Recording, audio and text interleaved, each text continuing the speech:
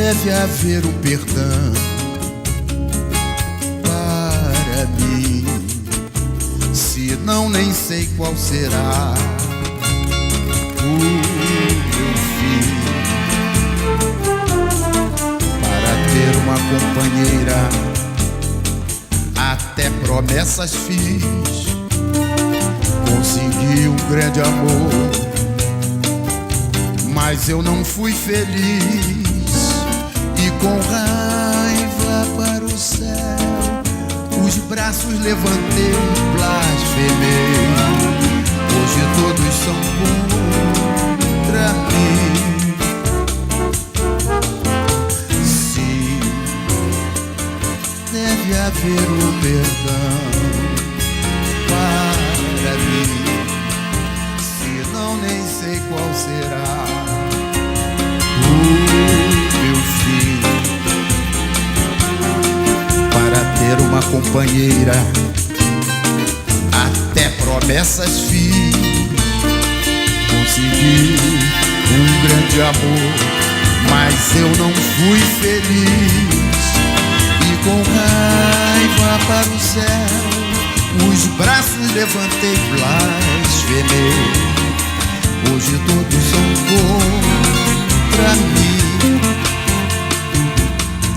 Todos erram, neste mundo não há exceção. Quando voltam à realidade, conseguem perdão. Por que é que eu, Senhor, que errei pela vez primeira, passo tantos dissabores e luto contra a humanidade inteira? Sim, deve haver um perdão para mim, se não nem sei qual será o meu fim. Para ter uma companheira até promessas fiz, consegui um grande amor, mas eu não fui feliz. E com raiva para o céu, os braços levantei e blasfemei. Hoje todos são contra mim. Todos erram neste mundo, não há exceção. Quando voltam à realidade, conseguem perdão. Por que é que eu, Senhor, que errei pela vez primeira, passo tantos dissabores e luto contra a humanidade inteira? Sim, deve haver um perdão para mim.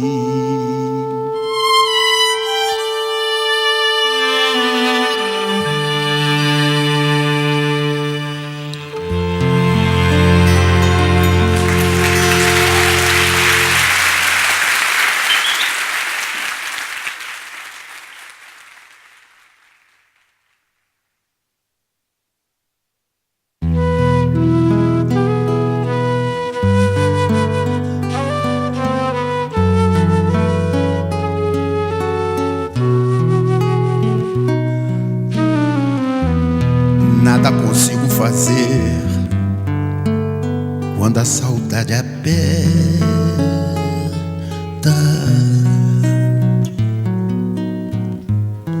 Foge minha inspiração, sinto a alma deserta.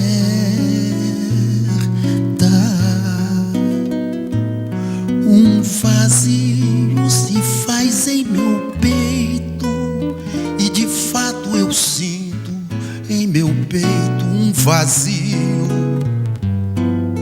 me faltando as tuas carícias. As noites são longas e eu sinto mais frio. Procuro afogar no álcool a tua lembrança.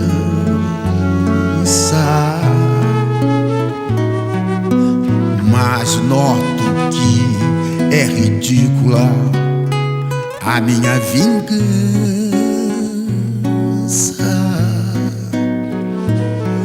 Vou seguir os conselhos de amigos e garanto que não beberei nunca mais. E com o tempo, essa imensa saudade que sinto se esvai.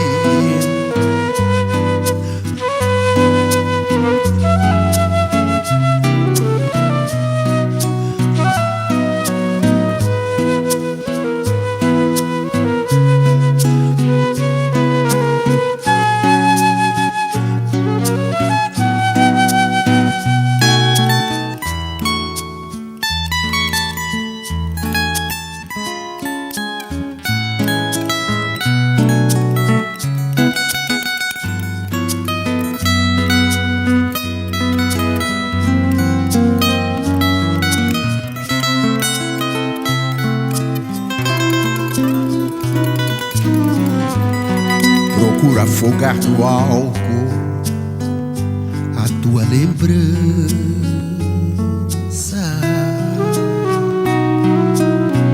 mas noto que é ridícula a minha vingança.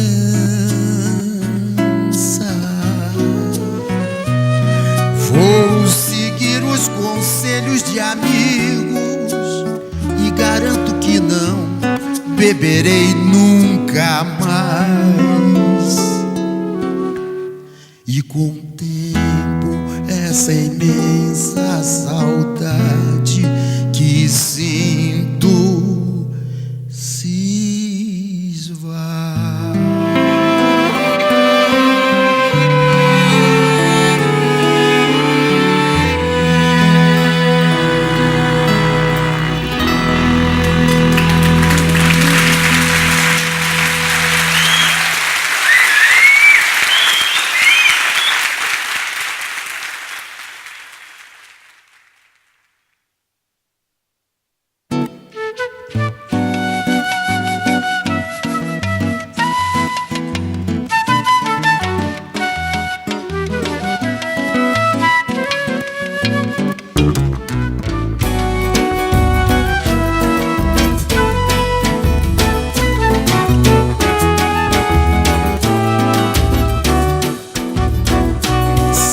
Que vou partir com os olhos rasos d'água e o coração ferido quando lembrar de ti. Me lembrarei também desse amor proibido.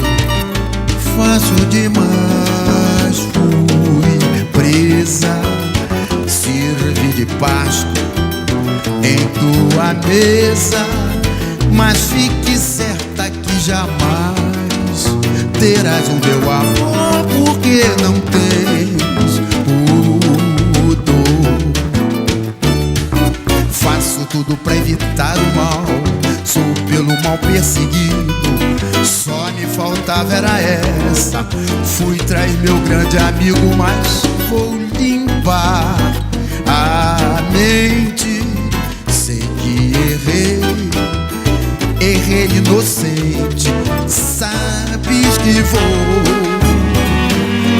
partir com os olhos rasos d'água e o coração ferido quando lembrar de ti. Me lembrarei também desse amor proibido. Fácil demais fui presa, servi de pasto em tua mesa, mas fique certa que jamais terás o meu amor, porque não tens pudor. Faço tudo pra evitar o mal, sou pelo mal perseguido. Só me faltava era essa, fui trair meu grande amigo, mas vou limpar a mente. Sei que errei inocente.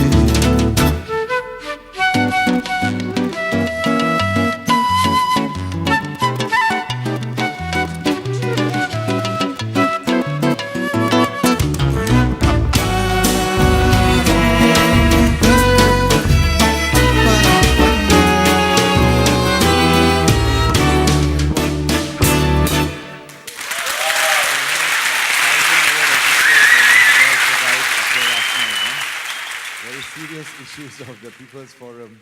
But welcome back, welcome back. This table...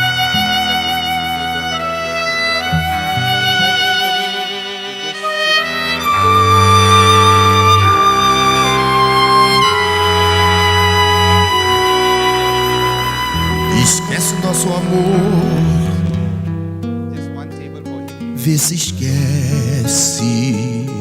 So anyone, feel free, any Porque tudo no mundo already been here since 9. acontece.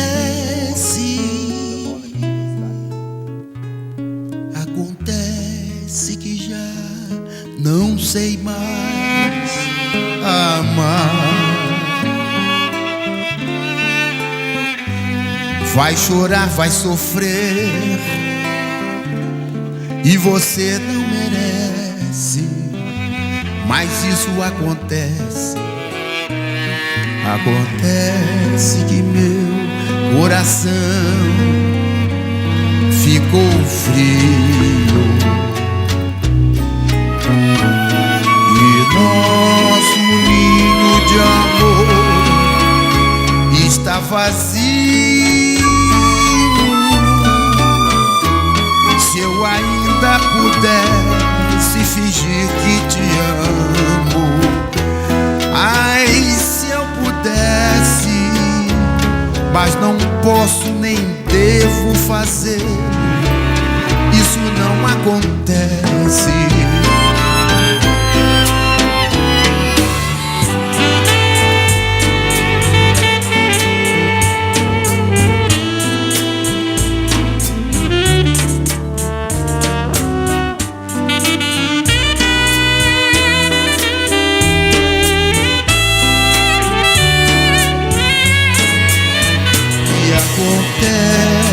Acontece que já não sei mais amar.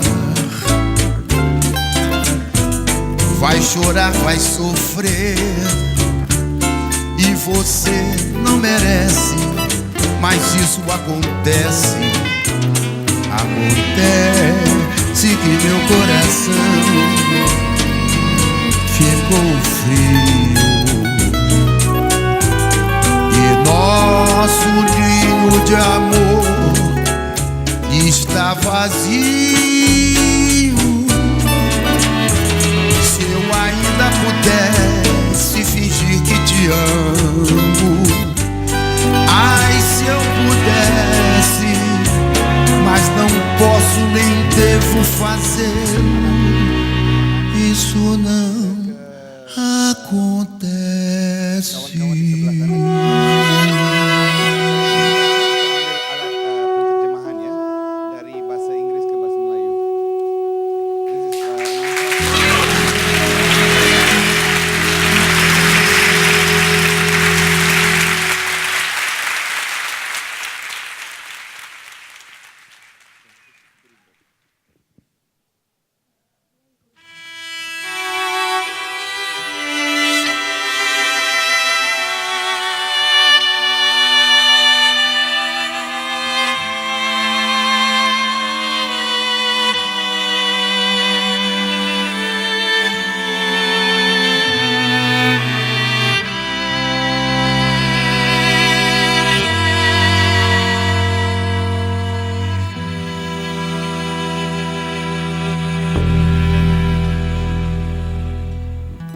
Impossível nesta primavera, eu sei.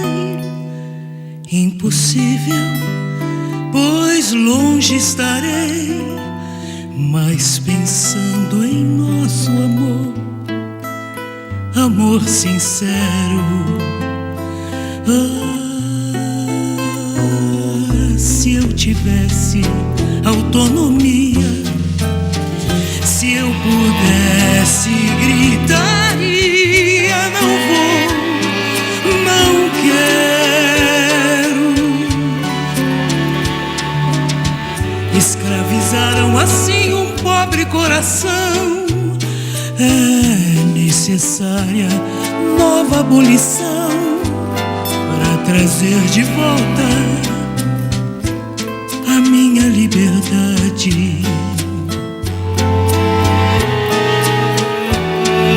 eu pudesse, gritaria amor. Se eu pudesse, brigaria amor. Não vou, não quero.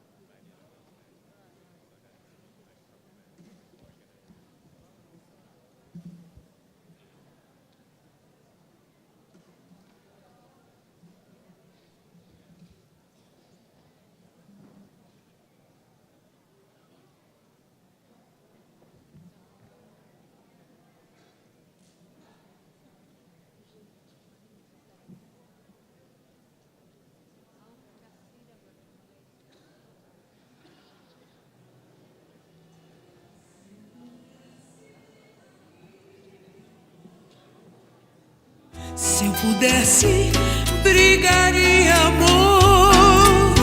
Não vou, não quero.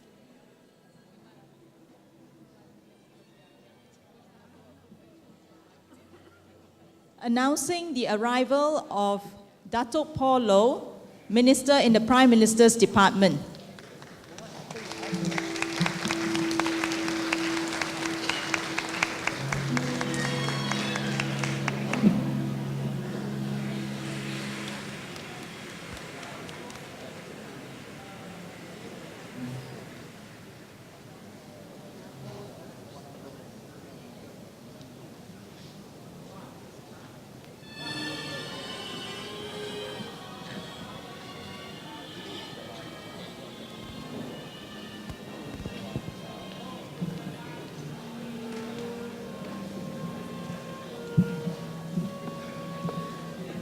I now hand over the microphone to Datuk Saifuddin Abdullah, CEO, Global Movement of Moderates Foundation, Malaysia.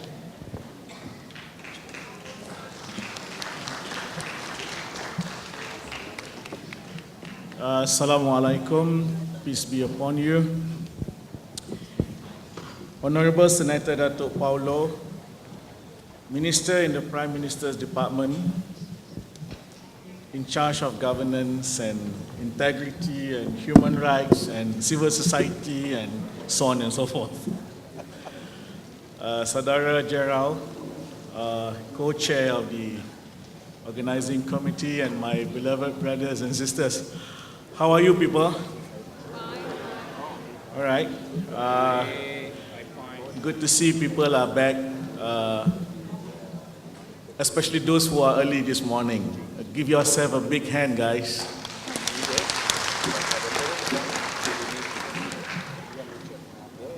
Yeah, if I may invite our friends who are somehow seated upstairs, if you can come into the main hall.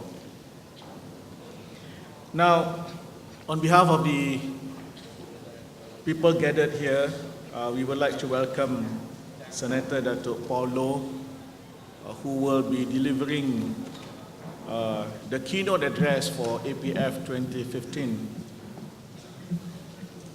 Before that, may I also take this opportunity on behalf of all to thank the Malaysian government for assisting, partly financing the whole organization of APF 2015. Can we give a big hand to Dr. Paul?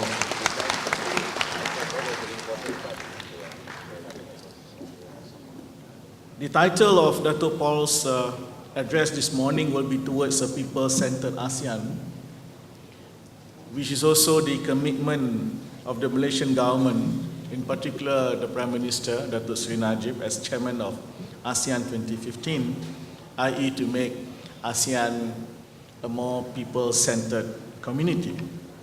We all know that ASEAN is still elitist, and we say this must change. We all know that the term community was chosen more like a compromise between becoming a union, like the EU on the one hand, or becoming a mere association of member states, like what we were before 1967. So a community that is being compromised is not that what we want, and this must change.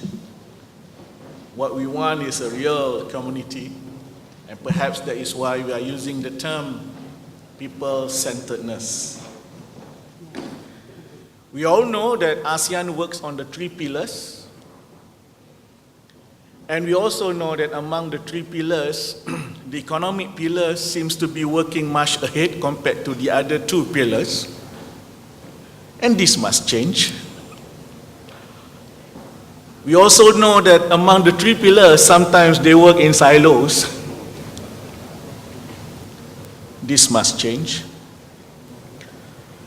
We also know that not every member states of ASEAN, I mean the government of ASEAN, are very friendly with civil society organization. This must change. We also know that some government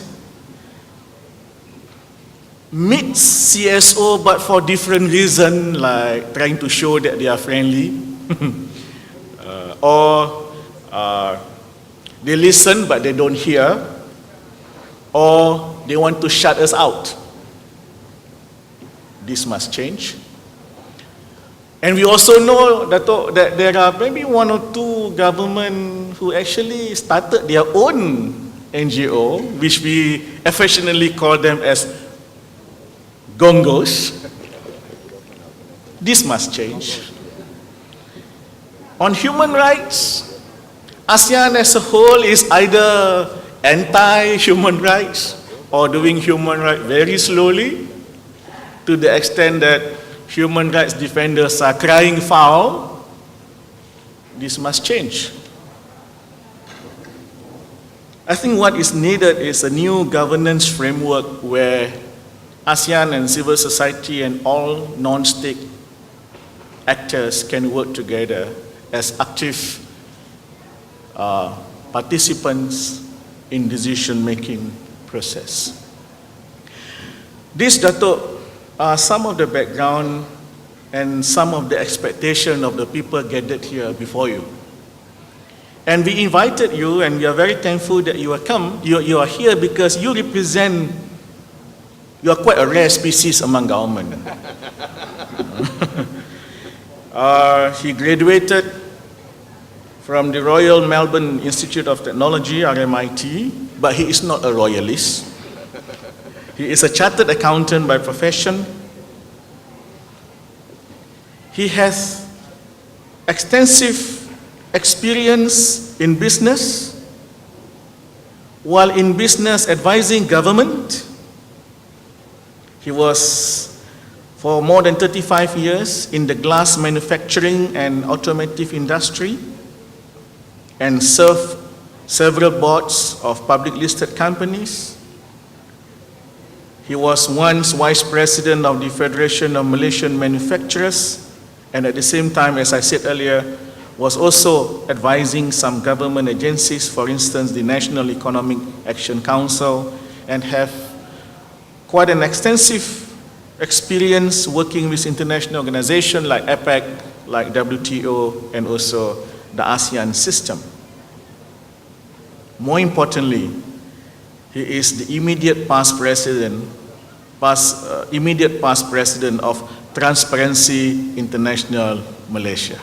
Now, how many ministers have this kind of CV, ladies and gentlemen? Not so many. He is, therefore, like one of us. So, because you're one of us, we welcome you more than we welcome other ministers.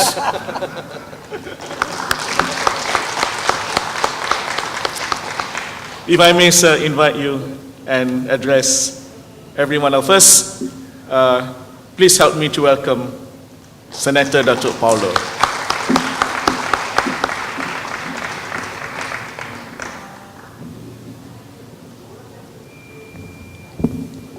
Good morning. First thing is indeed, okay, I have to do the formality. Saudara Gerard and Saudara Datuk Saifuddin. Your Saudara means friends. First thing is, I am very honored this morning to be given this opportunity to address you. Actually, I did try to get our Prime Minister to come and speak. Actually, originally he agreed, but he has to attend the World Economic Forum in Bandung this morning. Actually, there's a couple of forums.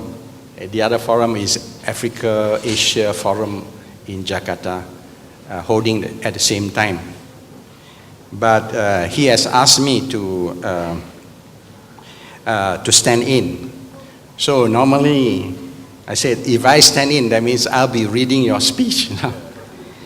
He says, don't worry, you say what you want to say. So, in a sense that I'm not really speaking on his behalf. I'm speaking on my own behalf. And of course, since I'm in government, in a sense that what I am going to speak does cover some areas of Malaysian government policy as well. First thing is that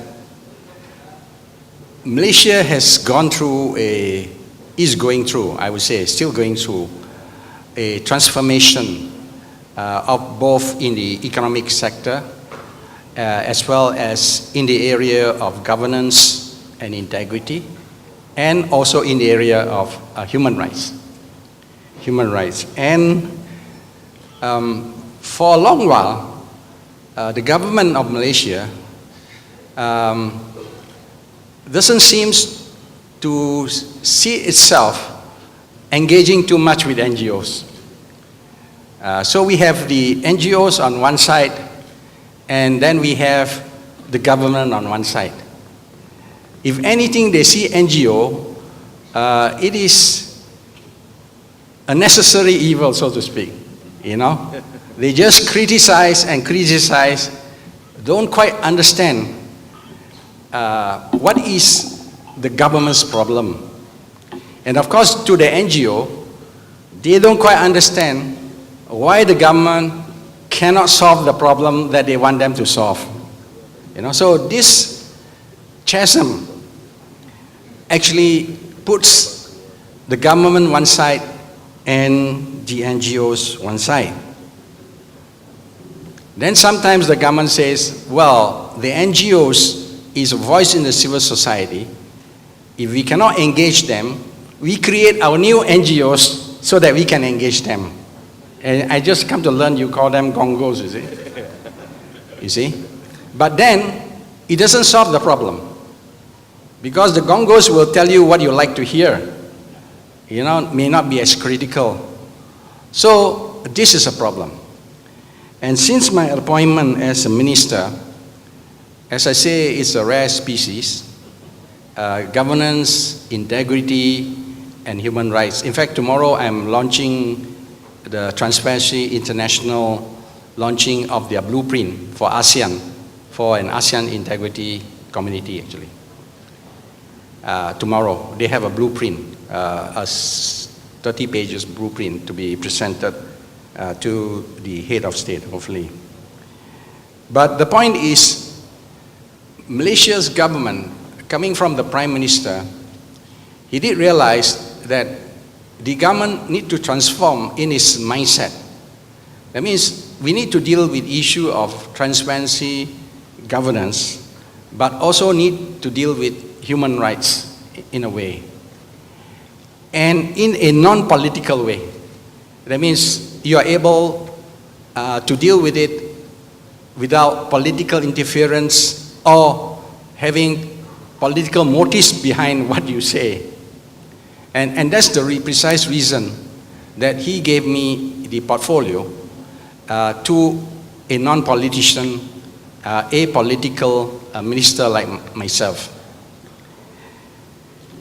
So I'm sort of a bridge between government, NGOs, and I hope to play a role, hopefully more in the Malaysian side and also in the ASEAN side. So it's so important for us to be inclusive in engagement with the NGO, because I believe that just concentrating on political security and economic itself is not good enough. We have to bring the issue of governance and integrity up to the surface, as well as the rights, the human rights aspect. So, although the theme given is on the people-centered community, I sort of reword it in the sense that if you want to have a people-centered community, then ASEAN prosperity must be built on the respect of human rights. Before I come to the proper speech, I understand, as I was walking around your exhibit, I understand one booth, unfortunately somebody tore off the photographs. For me, representing being the host country, so to speak, I'm sad to see that this happened in Malaysia. And I just hope that it is not Malaysians who tore those photographs down. I don't know who did it, but I feel that it is not really proper. I think we all have different opinions. Some of the opinions we have, you may not like it, but that doesn't mean you must tear down photographs or you must intimidate people for them to suit your own opinion. I think ASEAN has reached a stage that we should be able to discuss intelligently, in a cordial manner, to resolve issues. You know? So I'm sorry, and I do apologize to the Vietnamese organizers that it happens in KL. By the way, we are a friendly city. Not every day we get posters torn down. And secondly is, I'm standing here. In the same manner, I may be speaking something that you may not agree, or you may agree. But then that's my opinion or government opinion. But that doesn't mean you got to throw a shoe at my face. You know? So I think that if we want to engage, we have to engage with respect for each other. We cannot be people-centered if we don't even respect each other. Because to be people-centered is a matter of relationship among us as well as within the state and the civil society. And this relationship cannot work if there are suspicion, cannot work if there are no constructive dialogue and no inclusiveness. And therefore, I believe for ASEAN, prosperity must come with inclusiveness as well as the ability to engage with interest groups of the civil society. I know for a fact that government cannot solve everything. And in many cases, from my experience in government, we hear what the NGO said, and we are willing to solve it. But we can't solve it because the bureaucracy structure is such that everyone operates in silos. Until someone be the champion in the government and to take the issue up and integrate it in a manner and gets the authority to organize holistically, then I think you begin to get a solution. I'm saying that because, for example, I have to deal with the issues of native custom rights for land. I think for, I don't know, I can't remember, 30 years we can never solve the problem. But it's only now, I hope, because it landed on my desk to be able to, with the authority given by the cabinet to me, to be able to bring in all the stakeholders, including the state government, to be able to come with a blueprint or a solution to move forward. And there are many areas, and the areas of dealing with foreign workers and migrant workers is another area. So I begin to learn that while I was outside, I was also like you, an NGO activist. And I also have asked questions, why can't you solve this problem, that problem? And I begin to understand that the government itself does not have too many ministers that are able to integrate. So it requires change and transformation in the way of government administration. And I'm happy to say that the Malaysian government is beginning or has seen it. And that's why people myself are in there, given the powers to coordinate certain issues, which I call frontline projects, to resolve it. Ladies and gentlemen, Southeast Asia, we are home to 600 million people and one of the most economically and politically diverse regions in the world. It includes some of the richest, fastest growing economy, as well as one of the planet's poorest people. Almost every form of government is represented here in ASEAN. We have a monarchy, we have constitutional monarchy like Malaysia, a republic, one-party autocracy, military government, socialist state, and multi-party democracy. And many countries in the region are currently undergoing significant political and economic transitions. The region, I believe, has a great potential for growth economically, especially this year is supposed to be the year where we, the EAC, the ASEAN Economic Community, will come in place and they will move to the next step of a much more integrated community. We have a wide range of income disparity, income per capita, ranging from as low as US dollars, about $800 to 51,000 US dollars, which is Singapore. So we have both one of the world's richest state as well as the poorest state. You know? So it's a diversity.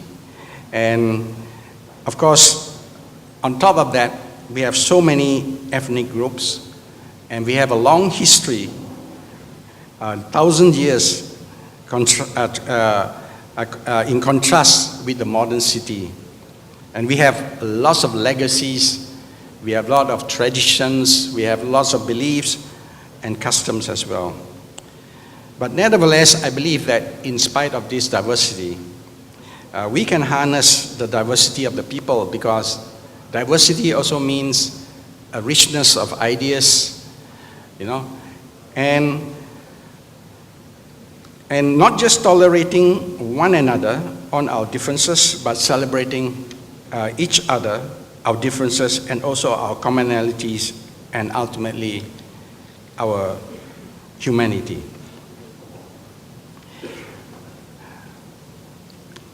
Over the decade, ASEAN articulated a set of goals, ASEAN Vision 2020 for even deeper and more competitive regional integration. And today, the 10 member states, despite having different degree of political and democratic process, openness, I believe have reached a maturity of more engagement with members of the civil society, and it is recognized that there is still room for improvement. We are at different stage of maturity. We cannot have the same policy for each state because of different level of democratic progressiveness. But most important is that I believe that we must begin to have more openness coming to every other organization, every member state, to engage with the civil society. The commitment of ASEAN in human rights can be seen that there is the implementation of the principles of human rights that are expounded in the ASEAN Human Rights Declaration, signed by the head of state on 18 November 2013. The commitment of ASEAN in the promotion and protection of human rights is reaffirmed in the establishment of the role of ASEAN Intergovernmental Commission on Human Rights, or AICHR, as the overarching regional institution responsible for the task. My ministry and myself has personally taken interest in how this commission function, and hopefully with our input, we hope that this commission could take on a greater role to influence the area of human rights issues in other states, in spite of the fact that ASEAN do have an understanding of non-interference in the affairs of the members state. When we talk about human rights, I believe that we cannot just take human rights by itself and then says that this model is good for us, and then we start to implement it. And quite often we do realize that when we go for a periodical review, even Malaysia, we do get quite a lot of criticism that why aren't we implementing these rights and so forth. But I think we have to realize that implementing human rights has to be contextualized in the society in which you implement. Because there are some values which many believe that they are rights, but some values in another society that may not be applicable in the society that we are referring to. So there is need to be an understanding that society are different. We are different in maturity, in education, different in our democratic process, a difference in the level of education of citizens. We have different ethnic group, multiculturalism, and also we have different traditions as well, and some beliefs that are entrenched for a long while. So to move from a society that has got these entrenched values and beliefs to a more modern state do take time. So what is considered as human rights in a modern economy may not all of it, may not be considered as appropriate in a particular society.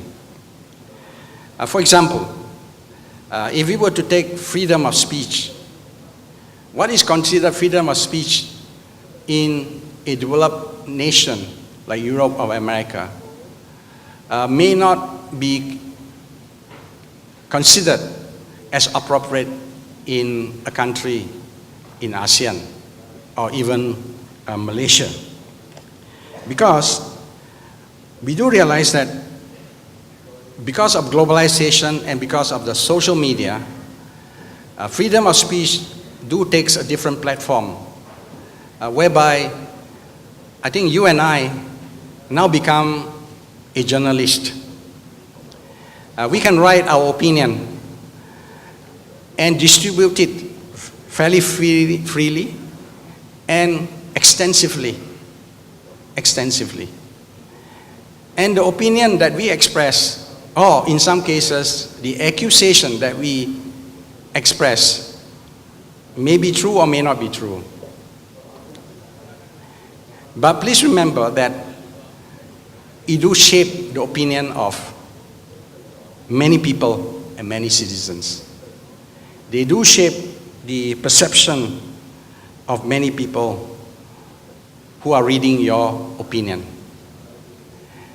And my area of dealing with issue of corruption, I have to deal with many issues, and one of which I found that some of the statistics that were shown 5 years ago, 6 years ago, about the condition of Malaysia, now comes up again as if that condition that Malaysia exists apply today. And it's very tough for me to tell people, because while this go viral, to tell people that that is 5 years ago. How would you like if your sin 10 years ago is being displayed as it is current today?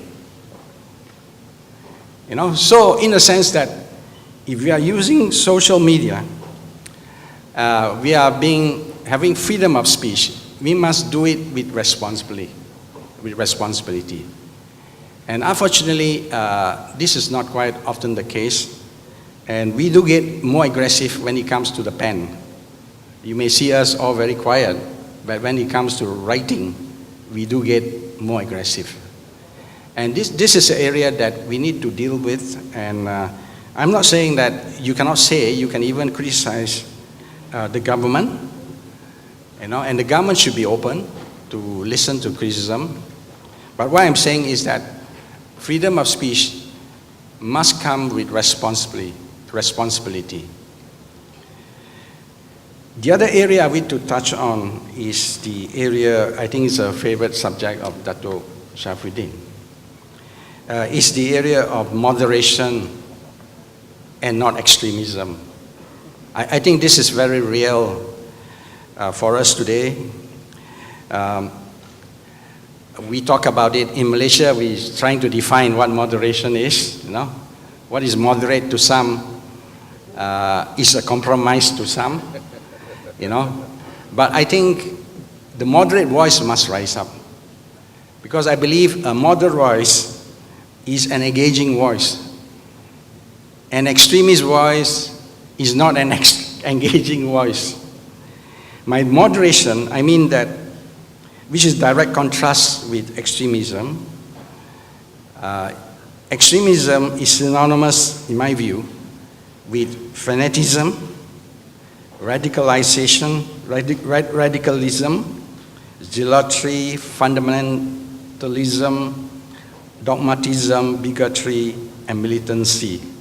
I mean, these are big words, because it's very hard to describe moderation, except that when you take the form of these few isms, then I believe that you do have extremism and not moderation. The extent of these extreme views and ideology is that I know it all. These are the extremists who says it. I know what is right for you, for me, for this country. You are different and you don't know anything. And worse, you are not allowed to speak. If you do speak, then I make sure that I will intimidate you. I will demonstrate against you.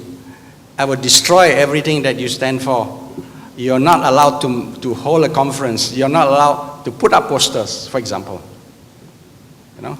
So that's extremism. These kinds of belief vilify and denigrate the humanity of others and draw deep lines of separation between who we are and those of other people. Those who are considered part of us are treated with preferential status, and those other people are considered lesser persons with lesser rights, and even to the point where their lives can be taken from them arbitrarily. The discussion of moderation is not a discussion of philosophy or in the historic, but rather of our success or failure to create a culture of moderation which has already resulted in religious and racial conflicts flaring up. This conflict have a high cost. It can be measured in lives lost, in untold suffering of personal injuries and trauma, and of displaced person, both within and across the nation. By moderation in faith and belief is not a compromise of faith, but the application of faith in the celebration of diversity and justice in accordance to the rule of law, policies which are based on compassion and equality of all. I think that from my observation of society, somehow, I'm not sure about your own society, but we lost the sense of civilness, civil consciousness. We lost the sense of compassion. We lost the sense of empathy. As much as we say that these are values that are taught to us by our parents, even by religious doctrines of our religion or faith. But when we come to dealing with human rights and human intercourse, connection and debate, we lose sight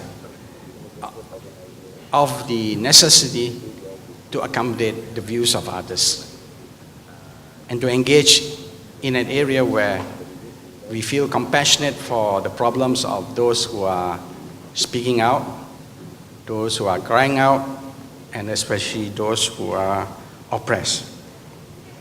So moderation in its true sense provides for all believers to firmly convicted of the tenets of their faith, live full lives, and at the same time, live at peace and harmony with others who may believe differently.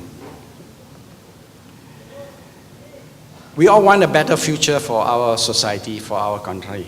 I want a better future for myself and for my children and for my grandchildren. And I believe that the future lies in a society that appreciates moderation. I have observed that these extremists live not only cocoon within their own perspective, but more dangerously, they form and actuate out of their own fears and insecurity. The truth is that they lack genuine confidence of their own beliefs and identity. They seem to think that they and their beliefs are always under threat. They are filled with paranoia, and the only way to elevate their insecurity is to seek control of others. This is unhealthy, short-sighted, and insular. Unfortunately, extremists do have their gurus who teach them that their life or their religion is at threat. So they must defend and not engage. The other area, sir, is that the area of human rights and security. Malaysia is grappling with that as well, and we do know that as government, we like to see peace, harmony, safety, and security for our citizens. But we do face a new threat in terms of terrorism, especially from ISIL. And the government will have to deal with it. And quite often it is a delicate balance between passing tough laws, I suppose, and recognizing and respecting civil rights of both the individual as well as any group. So therefore, it is important for government to find an appropriate balance when they have these laws, and to make sure that there is transparency and accountability, and most important, that we do not have selective prosecution against any people who voice up against the government, but to make sure we really deal with terrorism in a way that is both just and fair, but at the same time effective in dealing with the threat. So that balance, I think, is a challenge for both for government and civil society. I know civil society feel that some of the laws are too tough or draconian, but I think that we can begin to engage with government even in this area, and I think I can speak on behalf of Malaysian government. We can look at how best in future even to adjust and amend to make sure that we have to come to a balance between that. Because we do hear also the problems of the law enforcement agency, and to be frank, not all law enforcement agencies are perfectly and absolutely 100% efficient. I wish they were. So if anything, those draconian laws should be the last resort rather than the first resort. And perhaps that we should have much more dialogue to see how we can move ahead. And myself, I would like to see more transparency in the way such laws are being administered, and to see that this is done in a proper manner. The other thing that I want to mention is about the migration and economic development. As ASEAN grows, and mind you, we don't grow at similar rate. We have different growth path. Of course, collectively, we hope we can grow together with a more integrated economic community. But we are structured differently, and we have different structure that supports our comparative advantage, and we will grow differently. Malaysia, for example, we will continue to grow, I hope, at 5 or 6% for the next 5 years, as I see the next plan. In fact, today, in spite of the recession that is outside, Malaysia still grow at last year 6%, and this year probably 5%. So although people are criticizing us, but we must be doing something right to be able to sustain that growth. Of course, we still need to deal with issue of wastages and issue of governance and integrity. But the greater you grow economically, you become a magnet for migrant labor. And I'm not blaming the migrant labor, because as long as their country cannot offer them the job opportunity, and as long as they are still in poverty and they need to survive, they will look for greener pastures. In Malaysia, we have quite a number of both refugees as well as migrant labor that is in this country. And I'm sure that if other states grow as well, the migrant labor will come as far as Africa, Somalia, Nigeria. So it's not just ASEAN. And it's not easy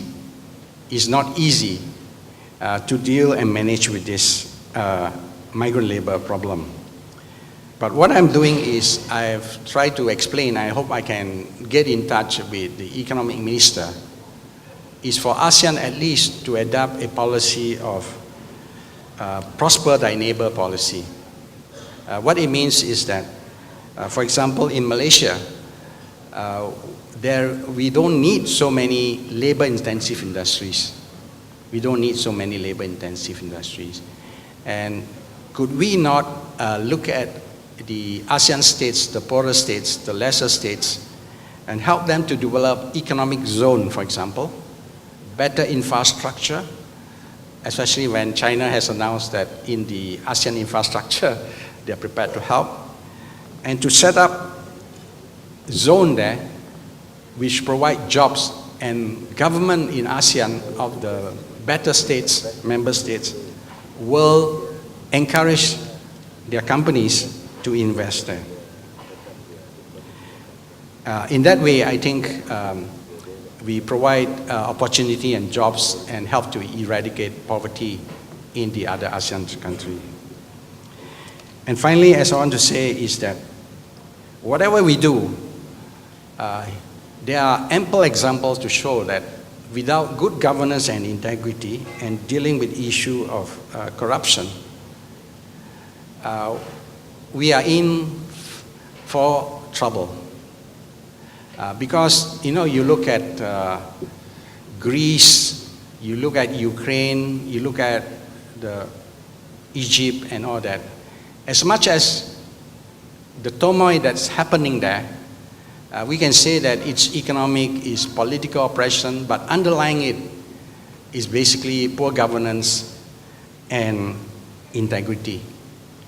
Because when you have a lack of governance and integrity, and when you have a corruption at the top, at leadership, then what you are creating is political institution become extractive, and they monopolize the economic institution and make it extractive for themselves, to enrich themselves, to enrich their relatives, family members, or political supporters, or for the elite group.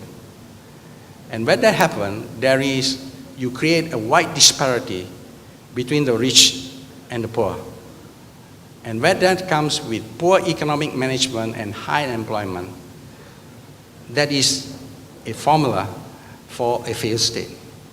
And I just hope that ASEAN do not go through that path, and this is the reason why I'm very keen to promote the ASEAN Integrity Community in some form to be able to have an influence on the decision making.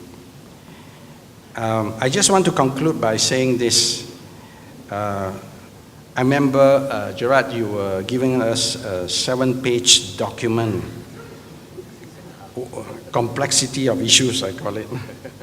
After reading it, I asked my wife whether he has a couple of Panadol for me. But it's asking A to Z, I'm just wondering how could we fulfill. But nevertheless, you should get the low-lying fruits, and give us a pathway in phases. As I say, we are in government.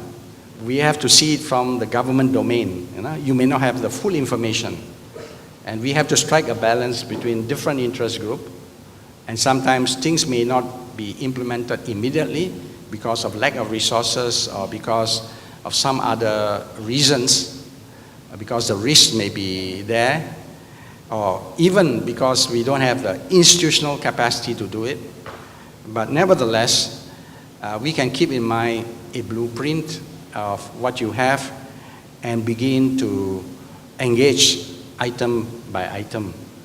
I don't believe that we can solve all these problems because we can't have a purist sort of solution, and we have to find some practical level where the government can engage. And finally, I just want to quote our Honorable Prime Minister, Dato' Sri Muhammad Najib bin Tun Abdul Razak, where he delivered to the head of state and civil society interface in Jakarta, Indonesia 2012. He said this: "The era of government knows best is over, and civil society is the implementing partner." I must say, partner. Okay, if I were to add implementing, constructing partner of government, constructing is constructive partner. That is my, it's not in his text, but that's my words in there. Because I do engage with NGO, some are constructive, some are, I don't know, I have to put earplugs in my ear. But nevertheless, we want constructive partners, and I believe that as civil society group, you do have a role to play, because the future also is in your hands, and you can influence government, and I believe that government today are more open to listen to the people, and I just pray that this relationship will be forged in a very cordial and warm manner. So thank you very much.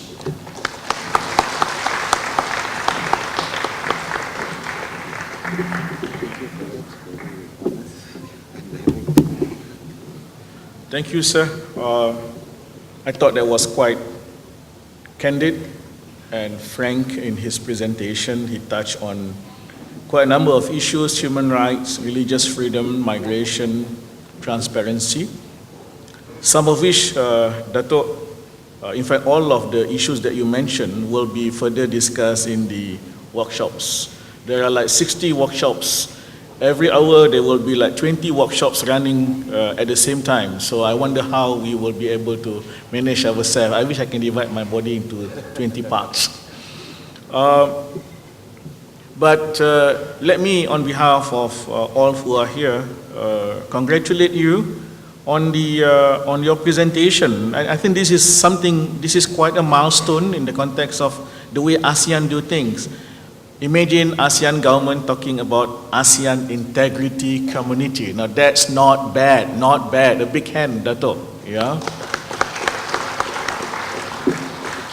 And I guess we must also give him a big applause for he has actually read our statement, okay? Never mind, sir, we do have better than Panadol if you need. We have time for questions. We have about close to 20 minutes. Yes, I see the hand of my elder brother, Tan Sri Simon there. Not that I'm biased to someone from Malaysia, but he has been raising his hand from day one. So Tan Sri Simon, and then I see the lady this side, and then please, can you please move to the mic, and then we will try and take, I will take, okay. I'll give Tan Sri Simon, and then the two ladies on this side. Yes, the lady in the red and the lady here in front. I will take these three first, and then we will move from there. Thank you. Thank you very much, Dato' Moderator. I get a few questions, simple question for the Honorable Minister. Number one, with the passage of the Prevention Terrorism Act, POTA, and the strengthened Sedition Act 1948, how do you describe the human rights situation in this country? Do you think it has improved, or do you think it has worsened? And of course, with your reason. Secondly, I read from newspaper that Malaysia hopes to try and cajole the other 9 ASEAN countries to have a similar time zone or something like that, if my understanding is correct. At this stage, how many of these 9 other ASEAN countries have received this in positive manner? And during the tenure of the chairmanship of Malaysia, do you think this will be realized? That's second. Another question. Under Malaysia's chairmanship of ASEAN,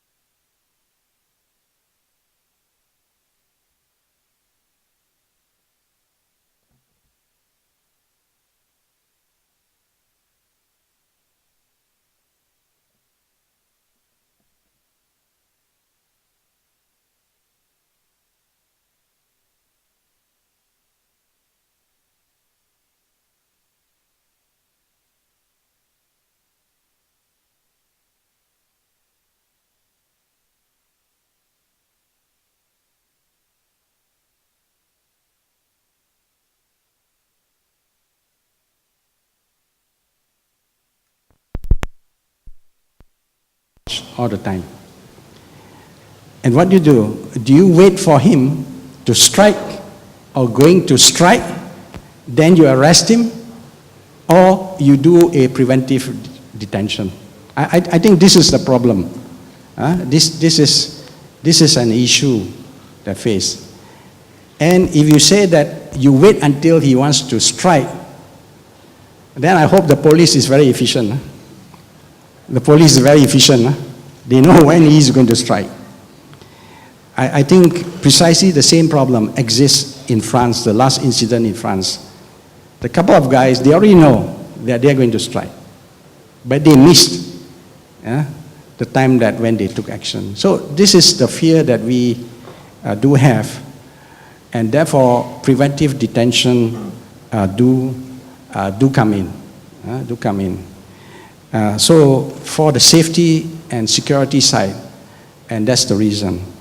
But from my side, especially not only from my side, we have views that first thing is we want to make sure that there is accountability and there is transparency in implementing this act.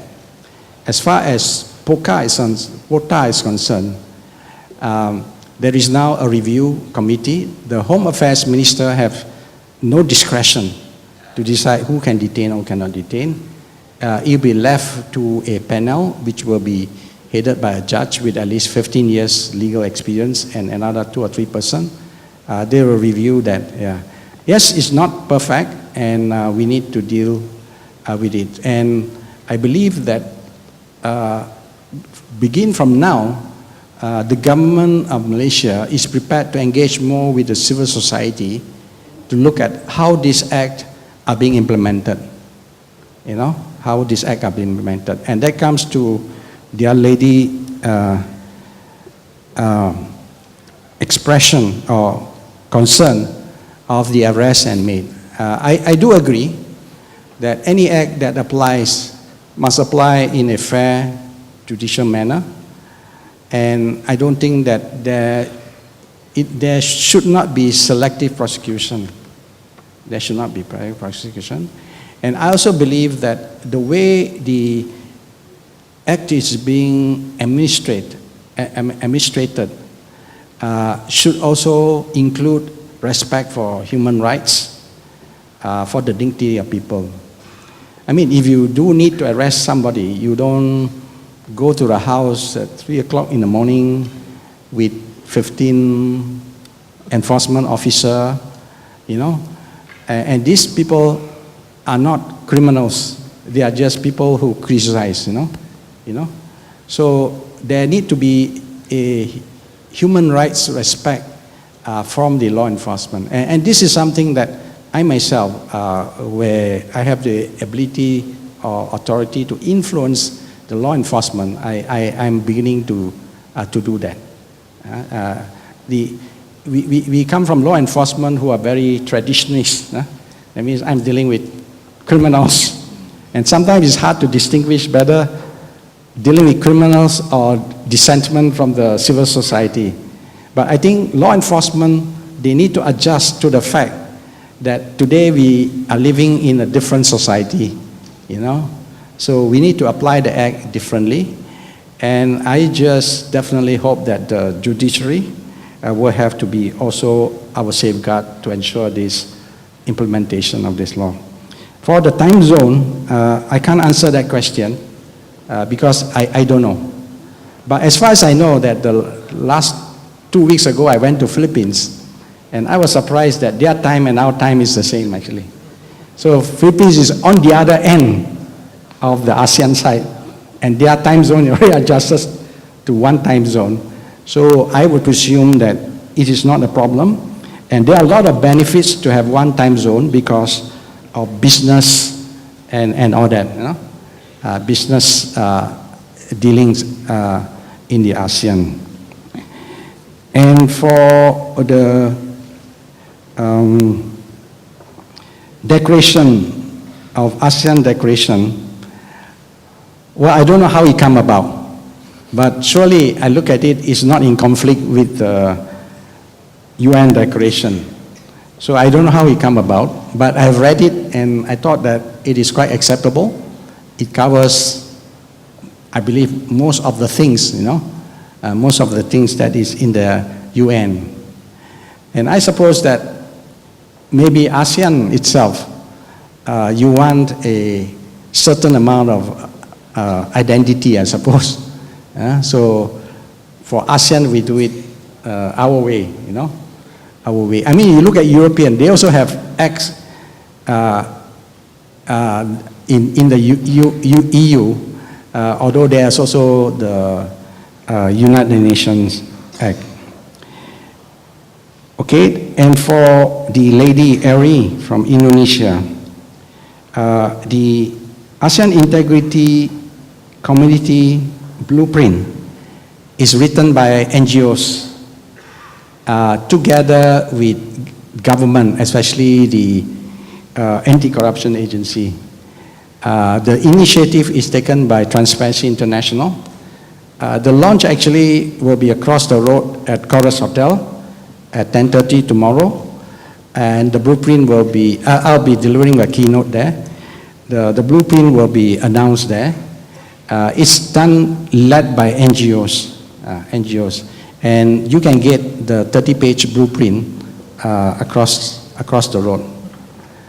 It's free of charge, by the way. Talking about partnership, I just want to throw you an idea about partnership. As I mentioned that government cannot solve the problem by themselves.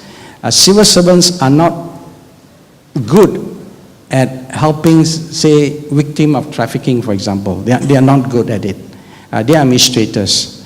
So the issue for NGOs is whether it's not just about partnership in talking about solutions, but whether in terms of partnership in doing and helping certain issues on the ground. And of course, government must come in partnership with the NGO, that you begin to form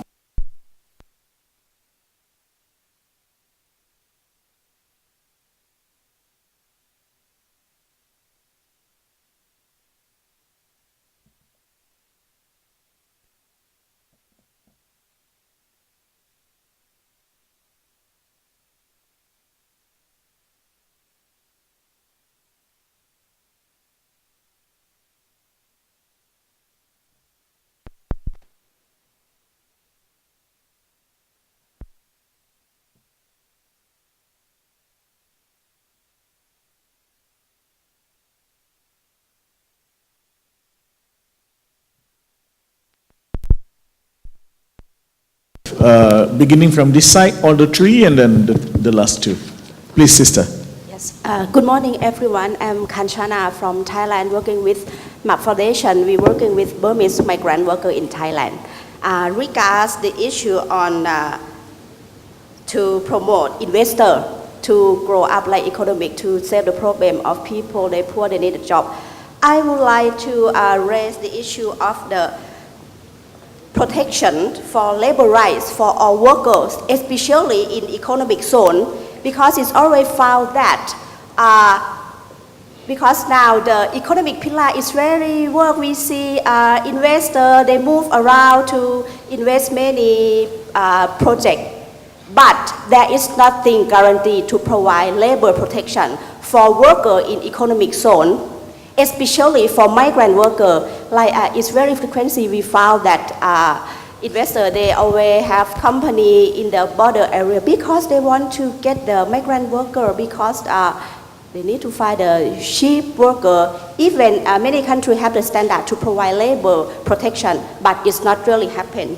So I would like to raise the question that it is possible for ASEAN government to raise and set standard of code of conduct for investors to provide labor rights protection for all workers, regardless of immigrant status, regardless of gender, or blah, blah, blah, many status. Because if we want to be people-centered, we need to provide full protection. If only focus on economic profits, it's only profit-centered, not people-centered. Okay, thank you. Thank you. I like that. Not only profit-centered, but people-centered. Thank you. quote of the day. Yes, please. Good morning. Andrew from Malaysia. Minister, you talk about constructive partners. I listened to your speech, Minister, and I hear an apologist for all the ASEAN governments.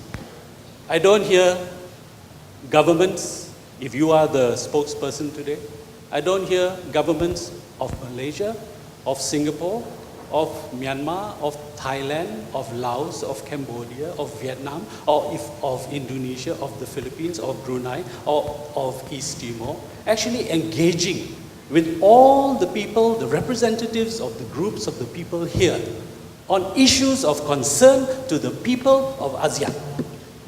What I hear is an apology on the part of all governments to violate human rights, to destroy the democratic fabric of our societies. I do not see any government here advancing concrete steps, telling us, the people of ASEAN, how we are going to move towards genuine democracy that is universal, not relativistic, as you said, cultural peculiarities, as you say. I have not heard from you, Minister, or from the governments of ASEAN, how they are going, as my friends here said, to respect labor rights. The only issue of concern that you talked about just now in your answer to the question was on human trafficking. You did not touch on any issue of concern to the peoples of ASEAN. You talk about human rights, but you apologize for the violation of human rights in ASEAN. You talk about migration, and you talk about how difficult it is for governments to deal with migration. You talk about transparency, but you do not tell us how the governments of ASEAN are going to be transparent. You talk about security, you talk about basically government security. You did not talk about the human security of the peoples and the lives of the people of ASEAN. Minister, what planet are you from? Minister. No, excuse me, sir. I understand your sentiment. Final statement, yes. sir. Thank you. Minister, the governments of ASEAN are completely disjointed, cut off from the reality of the lives of the people. The people have advanced. We are living in the 21st century with concerns of the 21st century that call for the respect of human rights. Minister, are the governments of ASEAN following us? Are they with us? Or are they trying to take us backwards? Thank you. Thank you. Sister?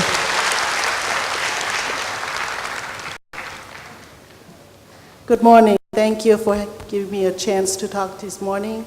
My name is Von Intervong and I'm coming from Laos. I'm here today represent ADL, Alliance Democracy for Laos. And I'm here to asking the ASEAN government, please look into Laos. Because yesterday I don't see any representative come from Laos for the panelists. And today also, I am sadly to not seeing even one person. And I'm here today to tell you all that Laos do not have freedom of speech. We do not have any human rights. And we want to have human rights in Laos. For Lao people, for the whole country, we have no rights at all to talk, to do anything freely. Even a lot of people are forcing from their own land, become poverty in their own life in the southern part of Laos, northern Laos, all throughout country is very poor. And all those investors come from China, Vietnam, and what they do is building all the train that they are calling fast train, monorail, or whatever that they call, so much money that's building, but they don't look into the poverty of people in Laos. I am begging you, please, look into Laos for the dam that they are building in the Sayaburi, Don Sanghong is very damaging for the country, for the people mainly. How they gonna live in the country where they don't have any respect as human beings in the nature? Please, I am begging you. Thank you. Thank you very much. Thank you. People, next year Laos is chair of ASEAN. We better go to Laos and help our sister. Can we say yes? Very good. I thought I saw two friends just now. Now I have an addition, yeah? Please be quick. Okay. Thank you, Datu. My name is Andrew. I am from Myanmar. My questions be asked by other people, but I want to emphasize of migrants and refugees. We were that there are 2 to 3 million undocumented migrants and 150,000 refugees in Malaysia. Just this morning, 45 rights is calling for the United States to assign D3 ranking to Myanmar, Thailand, Malaysia, and Bangladesh in annual trafficking reports for not taking action to combat human trafficking. What is the Malaysia government stance and policy to address this issue within this country as well as in the region?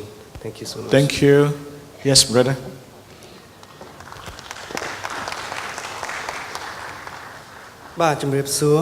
Good morning, His Excellency, brother and sister. I hope my one comment and one question is not extremes. Your name, please. My name is Nai Wanda. I'm from Ad hoc Association in Cambodia. We Cambodian civil society and delegate regret that our representative for the interface meeting with ASEAN leader is one of the government NGO in Cambodia, chosen by the Cambodian Foreign Ministry and Home and Affairs, meaning the government. So my question is, in your opinion and experience in CSO and ASEAN affairs, can Ministry of Foreign Affairs and the government choose and pick NGO representative for the interface meeting?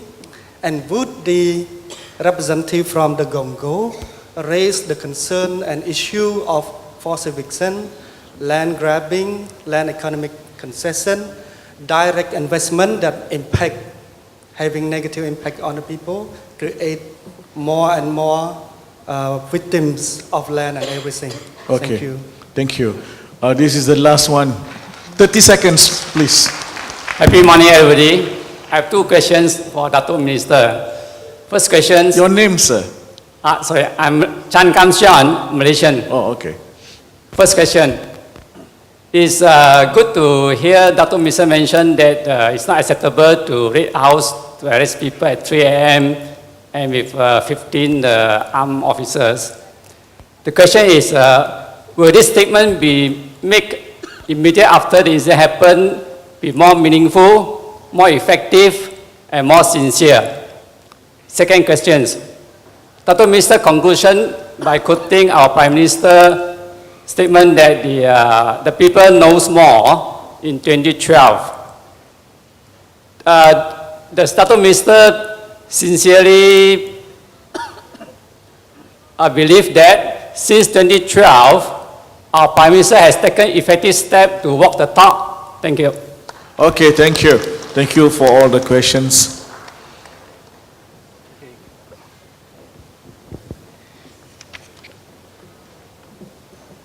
All right. Dealing with labor rights and protection, put it this way, this is very much that relates to the enforcement of employment conditions, particularly in your own country.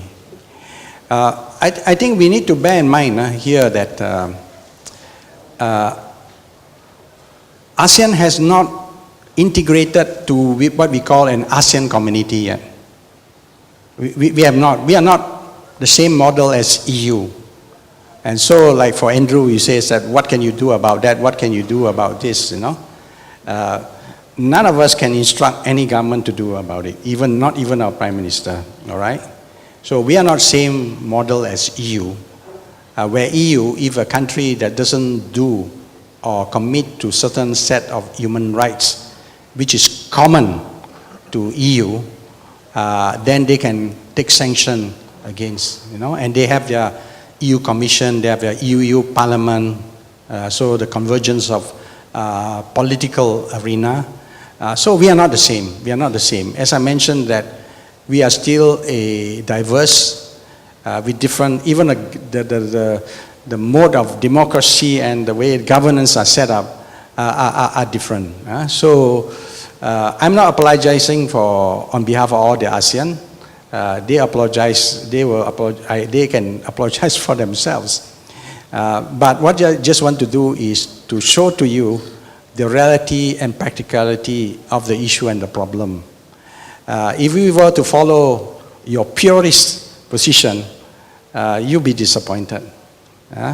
Because first thing is that whether the society or even government is ready or not. And please bear in mind, they also have responsibility to look at other aspects, all right?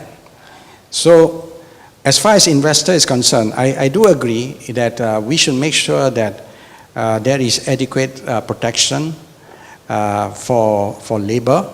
Okay, for example, in Malaysia, we have lots of labor. We are restructuring our labor. For example, I'm beginning to suggest to our government is that employer not only to do a code of conduct, but code of conduct, I believe, without enforcement will not work.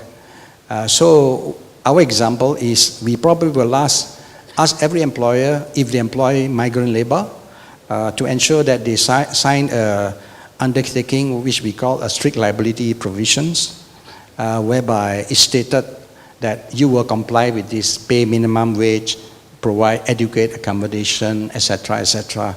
They'll be there. And then the enforcement agency in Malaysia will set the code of standard and they will enforce it in that way. So the same thing goes if we do have economic zone, very much depend on your government, but we have no problem sharing whatever best practices. The best I can do is, for example, as a minister, particularly in dealing with corruption and integrity and all that, a lot of it also has to do with issue of governance and integrity, some of the problems you face. I've been going around in ASEAN, and I have no problem speaking to my colleague in ASEAN and congressmen or member of parliament, some of the stakeholders in ASEAN, explaining Malaysia's experience and how we are going through the transformation that we do, you know. In future, also explaining how we deal with NGOs, you know, the inclusiveness and all that. And from there on, it's a sharing, it's an advising situation, and then I believe any responsible government would be open to take into account these best practices, you know.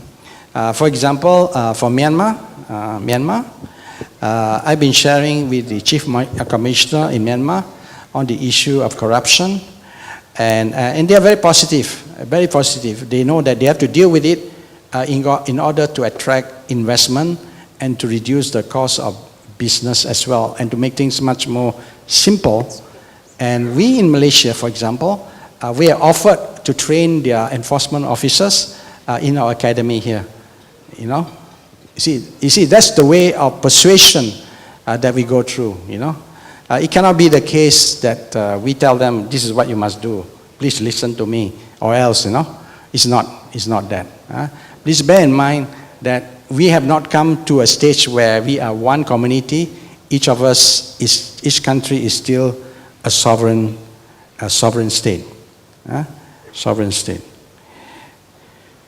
Same thing with Laos, and basically it's by, again, engagement with each country through the foreign affairs ministers, you know, and in a way that we be able to convince that what is the proper, we believe, proper way. And Malaysia has a lot to share in the economic development, you know, because we have good transformation capacity and knowledge to be able to share with countries like Laos. That's why I'm trying to promote the issue of prosper thy neighbor. That means we have to see how we can help the other countries. You know, for example, we are facing tremendous problem in southern Philippines and the migrant workers coming to Sabah. Basically, the issue here is basically of poverty and lack of opportunity. So the issue is, can you win it by just military solution or political solution? In my opinion, no. It has to come with an economic solution as well. Economic solution. Malaysia fought the communists for almost 30 years, and we won the battle not just through military means, but basically is through economic development. Because when people find themselves having jobs and having a decent living and their rights respected, then I believe that there will be less push for them to migrate to another place. So the issue of equitable, fair distribution of development, economic development in ASEAN, I think is a key issue. But there again, it depends on each individual country to make sure that the cost of business is appropriate and they are friendly to investors. I think Vietnam has got the benefit of a lot of Malaysian companies, other countries, companies going to their economic zone and develop their economic zone. Okay, but definitely I believe that a people-centered ASEAN, oriented ASEAN, will need to look at the eradication of poverty. And ASEAN should be a place for all of us to have a quality of life and respecting dignity. I talk about human trafficking because this is a big issue, big issue, and needs to be dealt with. I think, if I'm correct, the Myanmar delegate mentioned about human trafficking, especially of Myanmarese coming to Malaysia. Recently, I was the minister in attendance with the Myanmarese president, and Malaysian government and Myanmar agrees that the Myanmarese who are here, who are stateless, that means don't have documents and so forth, but they are here, and the issue is to allow them to have the opportunity to work while they are here, and secondly is to go through a G2G, government-to-government initiative, whereby we try to identify genuine Myanmarese. Now you need to go through this process, and whether they can have the appropriate document from the Myanmar government, so that to normalize their stay here. And of course, those who wants to go back, then there must be an appropriate repatriation process to allow them to go back, And of course, there are other refugees that we need to deal with, which is tougher, like the Rohingyas, because they are stateless. That problem will still have to be dealt with, My idea is, if you want to deal with Rohingyas, maybe we should look at the Rakhine state and try to develop the Rakhine state to make sure opportunities are better there. And I believe that when there are prosperity in some of this area, some of the issue of conflict could be less. But that's a tough challenge. Mr. Chan, okay. I believe Malaysia will need to change the way we administrate the law, and as I say that the government should have more dialogue.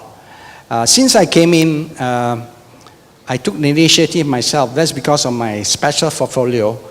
I think Gerard knows that I meet all the NGOs, including the untouchable NGOs, I suppose. When I say untouchable, means those that many people felt, don't meet. But I met all of them.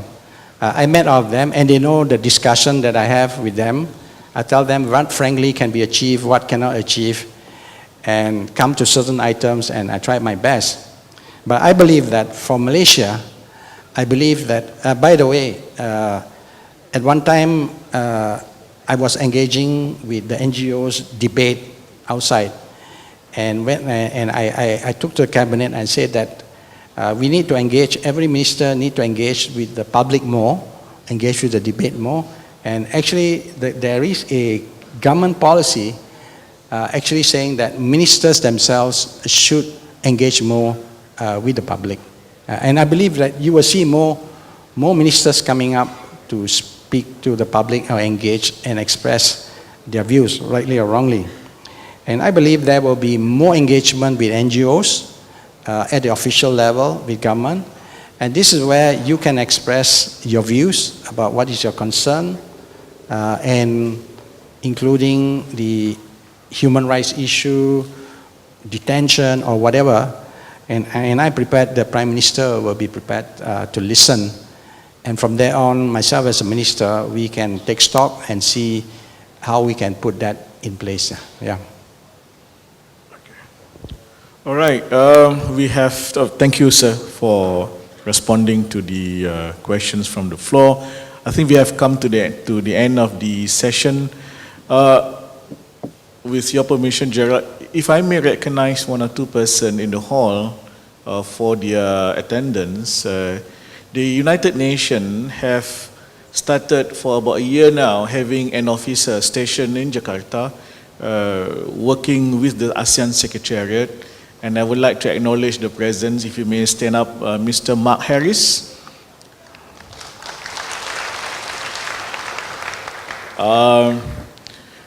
We are all, trying to amplify the good works that we do. I want to know if there are people from the media who are not from Malaysia. If you can just stand up so that people know you and they can talk to you. If people from the media who are not Malaysians. Okay.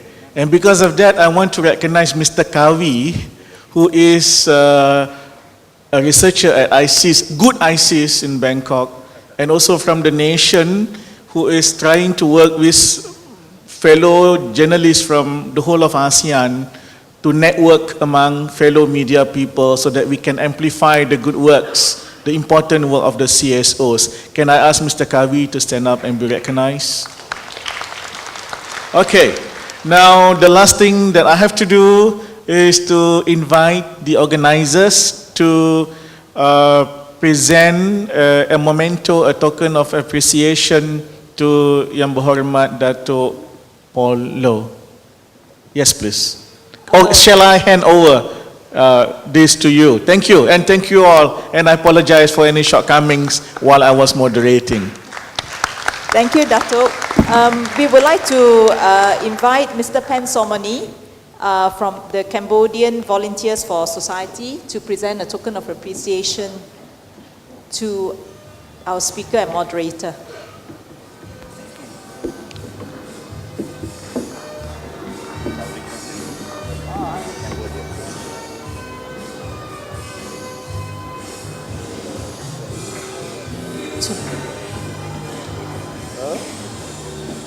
To Dato' Paul Low.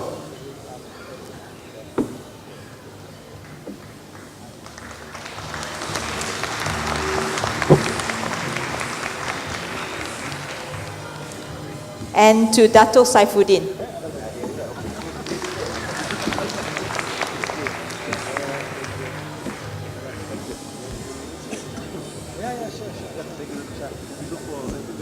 Yeah.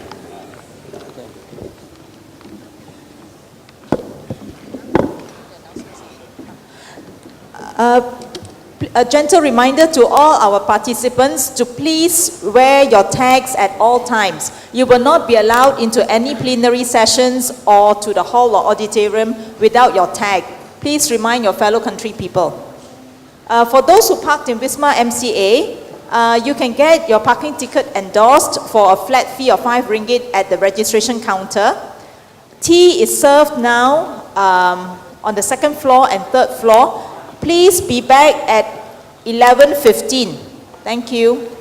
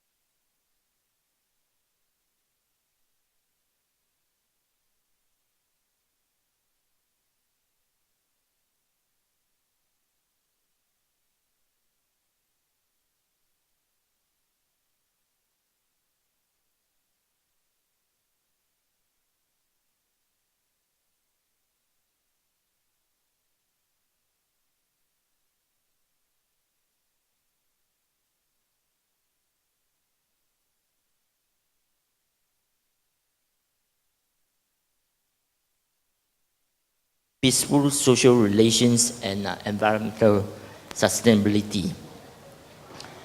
And then we have the third speaker, who is Zelda Soriano from the Greenpeace of Southeast Asia. Zelda is actually from the Philippines, and she's a legal and political advisor of Greenpeace Southeast Asia. She previously consulted for the Office of the President of the Philippines on the hazards of mining operations, aimed for human rights in the Netherlands, and the Rockefeller Foundation in its Women's Reproductive and Health Rights Program. From 2004 to 2012, she lectured political science, constitutional laws, and environmental laws in universities and law schools in Manila. As a freelance journalist from 1997 to 2001, she received various citations from the Catholic Mass Media Awards, Philippine Press Institute, and Jamie Omping Excellence for Journalism Awards. For about 10 years, Zelda has volunteered and helped organize farmers for livelihood projects and informal adult education in rural communities of the Philippines. So that's the background of the very distinguished three speakers. And we are going to start with Alisa Wahid, and then followed by Dong Sero Lapai and Zelda Soriano. Yeah? And because we are running behind time since the last session, so we are going to also to encourage more dialogues between the speakers and the participants. So we are going to give each speaker 10 to 12 minutes, to say their piece, and then we'll open up for dialogues and discussion, comments and questions from the floor. Yeah, because I think the interaction is important for our discussion. So without further ado, let me invite Alisa Wahid. Yeah. Thank you, Mr. Moderator. Good morning. Good afternoon, yeah. I'm Alisa Wahid. I'm from Gus Durian Network of Indonesia. Is my slide already up? Is it up? Is her slide up? Yeah. I think there's something. Okay. I'm from Gus Durian Network of Indonesia. Gus Durian Network is a relatively new organization in Indonesia. It's founded in 2010 only, after our late President Abdurrahman Wahid passed away. So this is a network of his disciples, and this is a value-based organization. So we're working on values like justice, equality, humanity, liberation from all kinds of oppressions. That's why we're focusing more on issues like discriminations, intolerance, especially mainstreaming intolerance.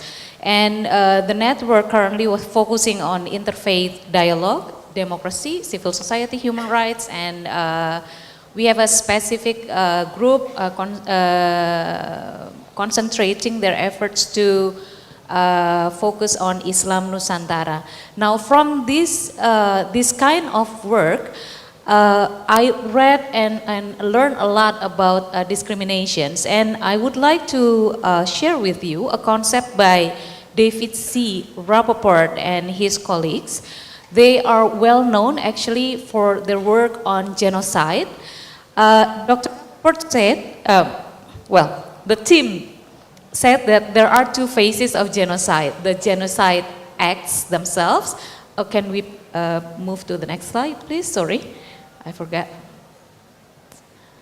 There are two phases of genocide. The genocide acts themselves, but before that, or accompanying that, is the ongoing process of society.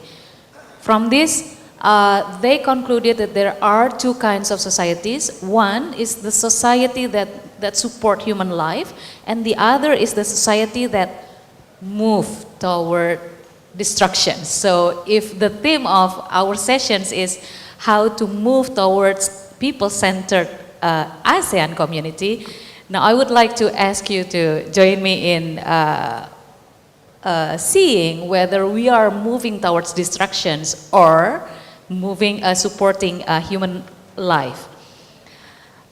So where is the society is moving to? In terms of, these are the characteristics that determines whether a society is moving toward destruction or toward human life.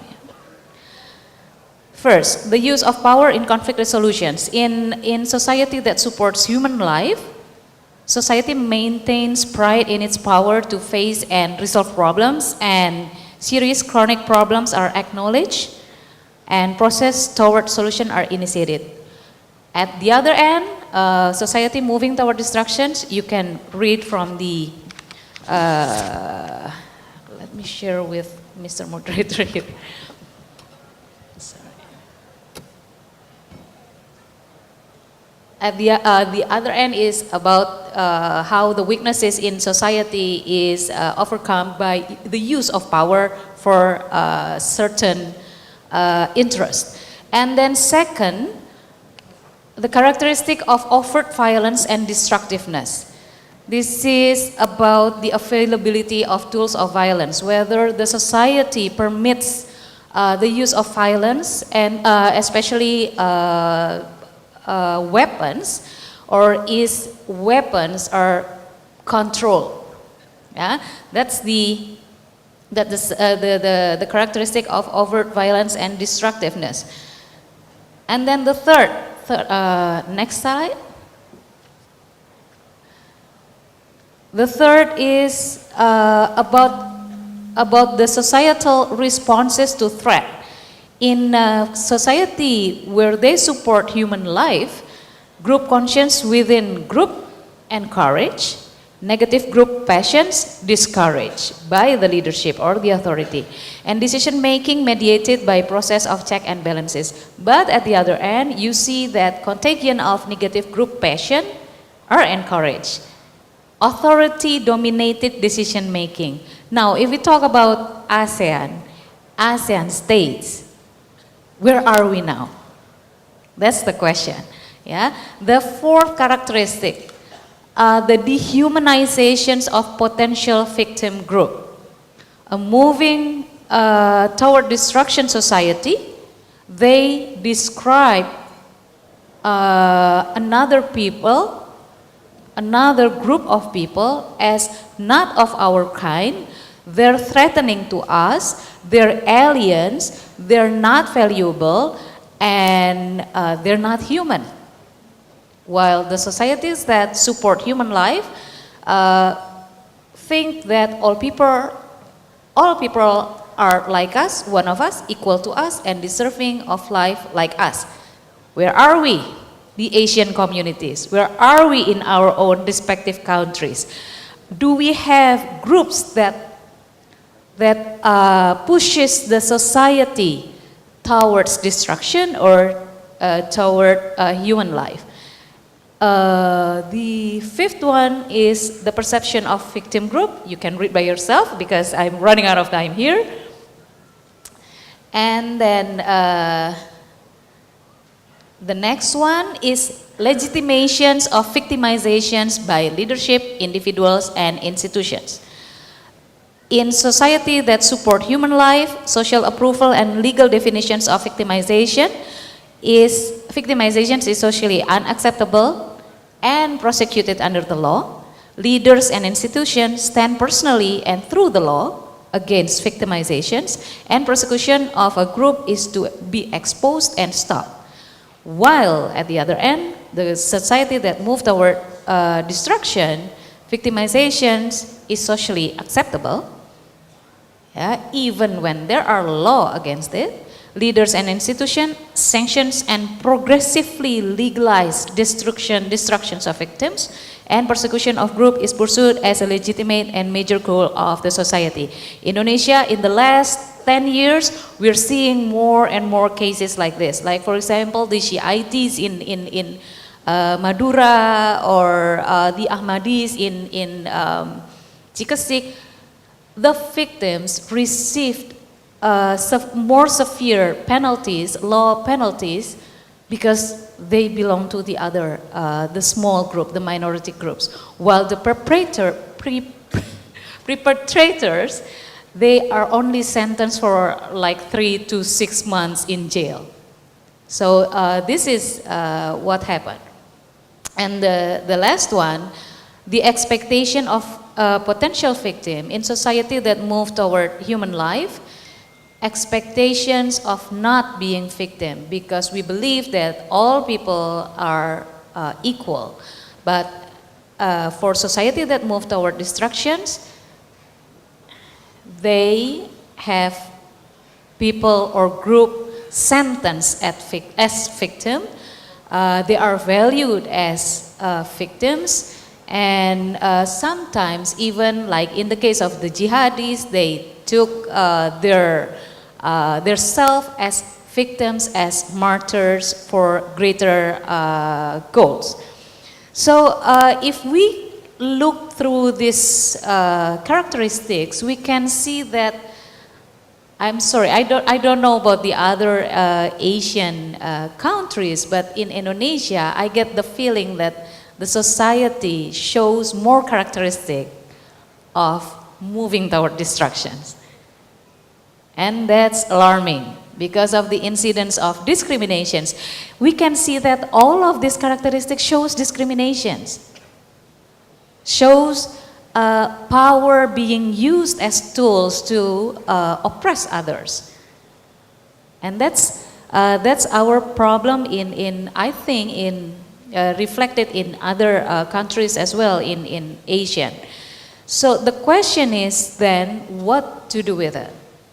I would actually like to share some experiences with Gus Durian Network, but I think because of the time, I don't have time for that, except, please, the next slide, yeah. Well, only to cover a small sentence on this, that we use Susan Walsh's 3R frameworks in Gus Durian Network. This is what we do. We're organizing the network to work in 3 axes, not leaving any axis behind. There is the resilience of the people, promoting values like justice and equality at the grassroots level, and also to promote cooperations and to foster respecting values within society, and then also advocacy. Because in our experience in Indonesia, a lot of CSOs now tend to lean toward advocacy and then losing comprehensive actions at the grassroots levels. And the hardliners group, the oppressive groups, they work with the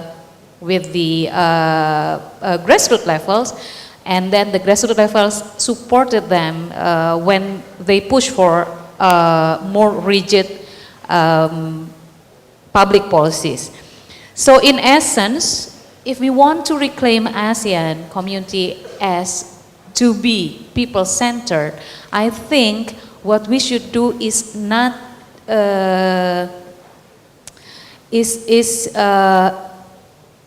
going back to those characteristics and work at the fundamental, these fundamental characteristics, not only on issues or at the public policy level.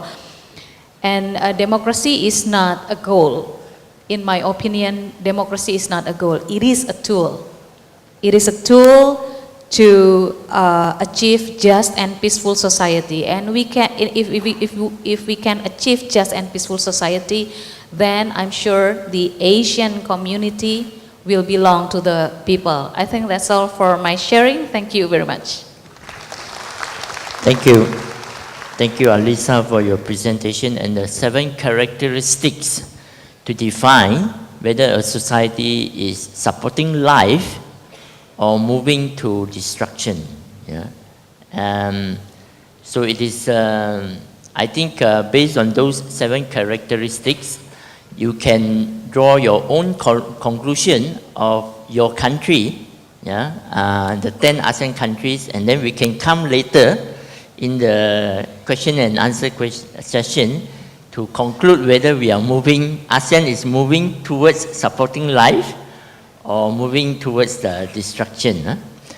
Okay, so let's move to the next speaker, who is Dosing Ro Lapai. Yeah. Thank you. Distinguished guests, friends, colleagues, Regional Steering Committee Chair Gerard Joseph, and members, supporters, Alo Minglawa. I would like to start with a quote from a friend who just wrote me. Quote, "We all are wise in retrospect, but there are crucial lessons to be learned, particularly since the sad Myanmar saga is still being played. There's a lot of cunning, but the level of intellectual and vision is minimal. The decisive struggle will be in the arena, in this arena of political arena, and not on the field of armed conflict," unquote. This, his words, strengthens my belief that only when public intellectuals and civil society leaders can realistically assess and consistently highlight the actual situation on the ground, uniting in a common vision and initiating actual change in their respective fields, can future civilian leadership emerge. Only then will these future leaders be sufficiently qualified and experienced to move towards an egalitarian and secure society. I did also read this 7-page document, and I must say I read with wonder and great joy. Everything in this 7-page document is just perfect. All I do now will be adding a little seasoning to the section 2.3 on peace and security, which is a very timely and crucial topic to discuss, particularly in the context of our country Myanmar, where ceasefires and peace seem to be regarded as one and the same, and even peace may not bring security for our peoples. With peace, we must be even more concerned that our land will be taken away, our environment destroyed, and that the only security will be that of the foreign investors who are waiting for nationwide ceasefire agreement so that they can begin exploiting our resources. I must first emphasize the need to recognize the difference between ceasefires and peace. Armies can agree to terms of ceasefires between themselves, but they cannot make peace. Peace requires the people. To reiterate what I have often said, peace is a social state and cannot be developed by military men, and cannot be developed without the leadership and will of the people. The people must build it and live it. Only then there will be sustainable security. And here, we must also differentiate between state security, foreign investor security, and our goal, the security of our peoples. Turning to section 2.3.1, it states that ongoing territorial disputes and border conflicts continue to exist within the ASEAN region and between ASEAN countries and non-ASEAN nations. I would like to bring a real commitment to peace on an international level to your attention. At the end of World War II, the Japanese people renounced war as a sovereign right of the nation and the threat or use of force as means of settling international disputes. We should learn from the article of the Japanese Constitution how it has enabled Japan to improve relations with Korea and China in doing business or in NGOs and government initiatives, as it would be of great help in our efforts to build peace. I'm a Kachin from northern Myanmar, northeast Myanmar. You may have heard about a belief held by many in the East that the northeastern part of the home is the protector of all home members. I tend to believe this and hope also that our government will come to accept it as well and strengthen those of us, co-founders of the nation, living in the northeastern part of our common home. But at the present time, sadly, far from being protester, we feel backed up against the wall in need of protection ourselves. Particularly in the past 4 years, our northeastern region has experienced airstrikes and bombardment by our own government, creating over 100,000 displaced civilians. This has become an international issue as those seeking refuge in China were pushed back by Chinese authorities in violation of the principle of non-refoulement.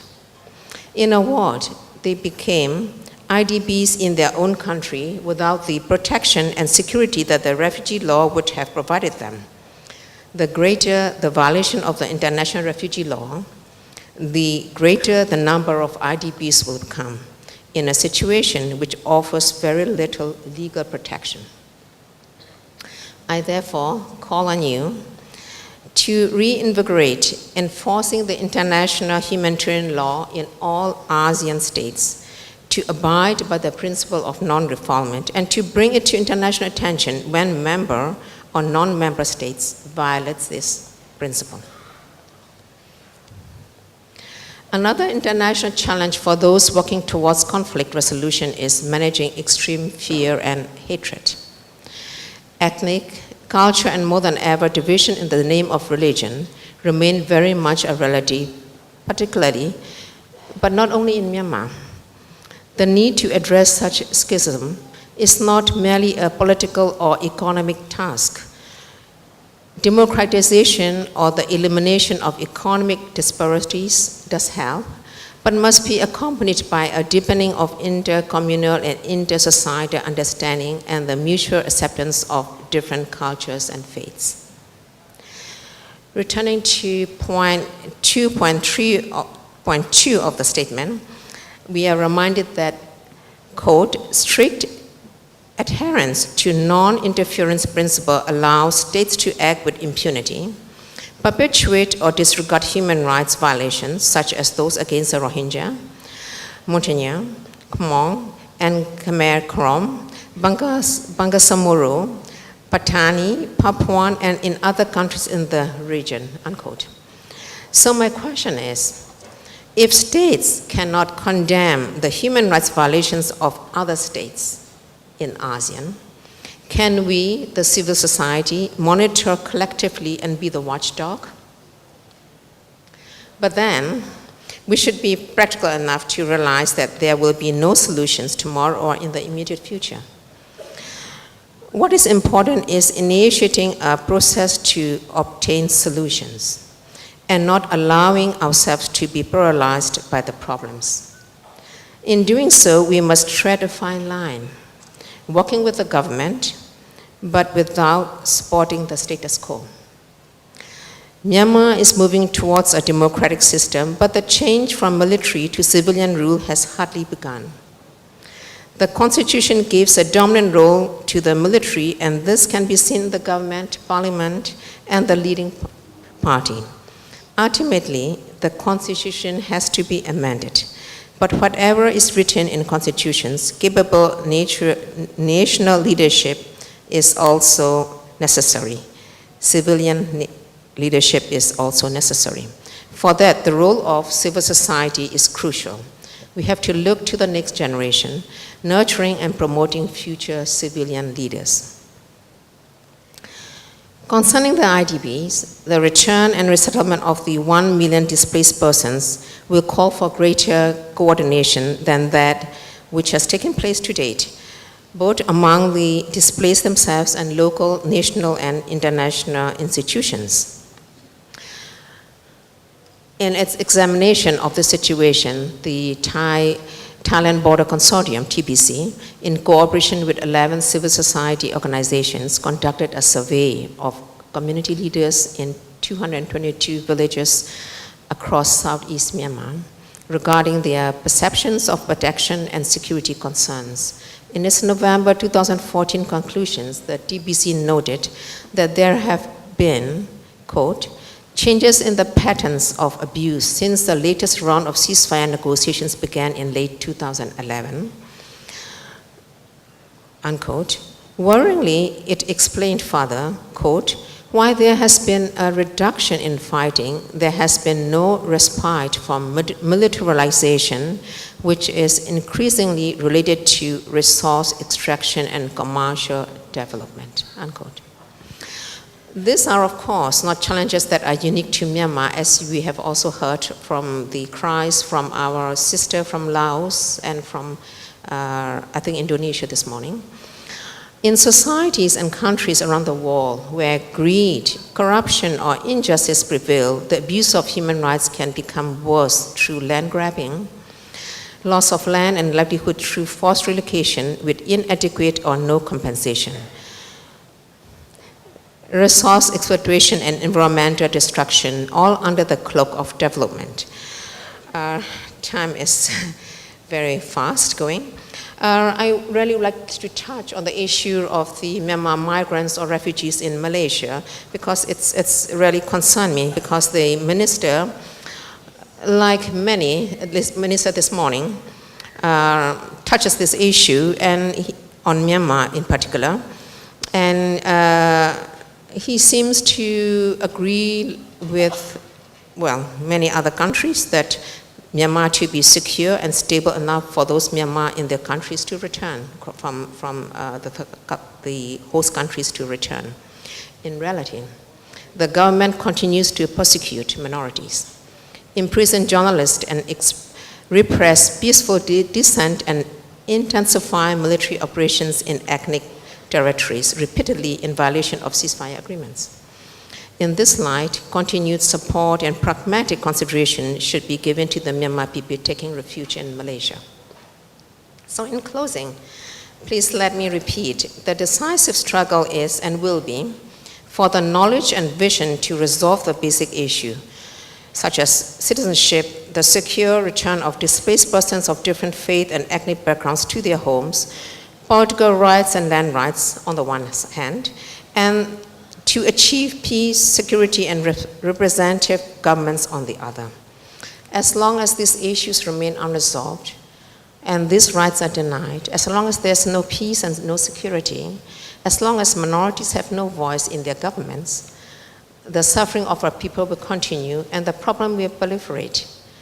Our united effort is indispensable to prevent further suffering and to support and lead our peoples to new levels of excellence and to claim our own place among the leaders in the 21st century. Thank you very much.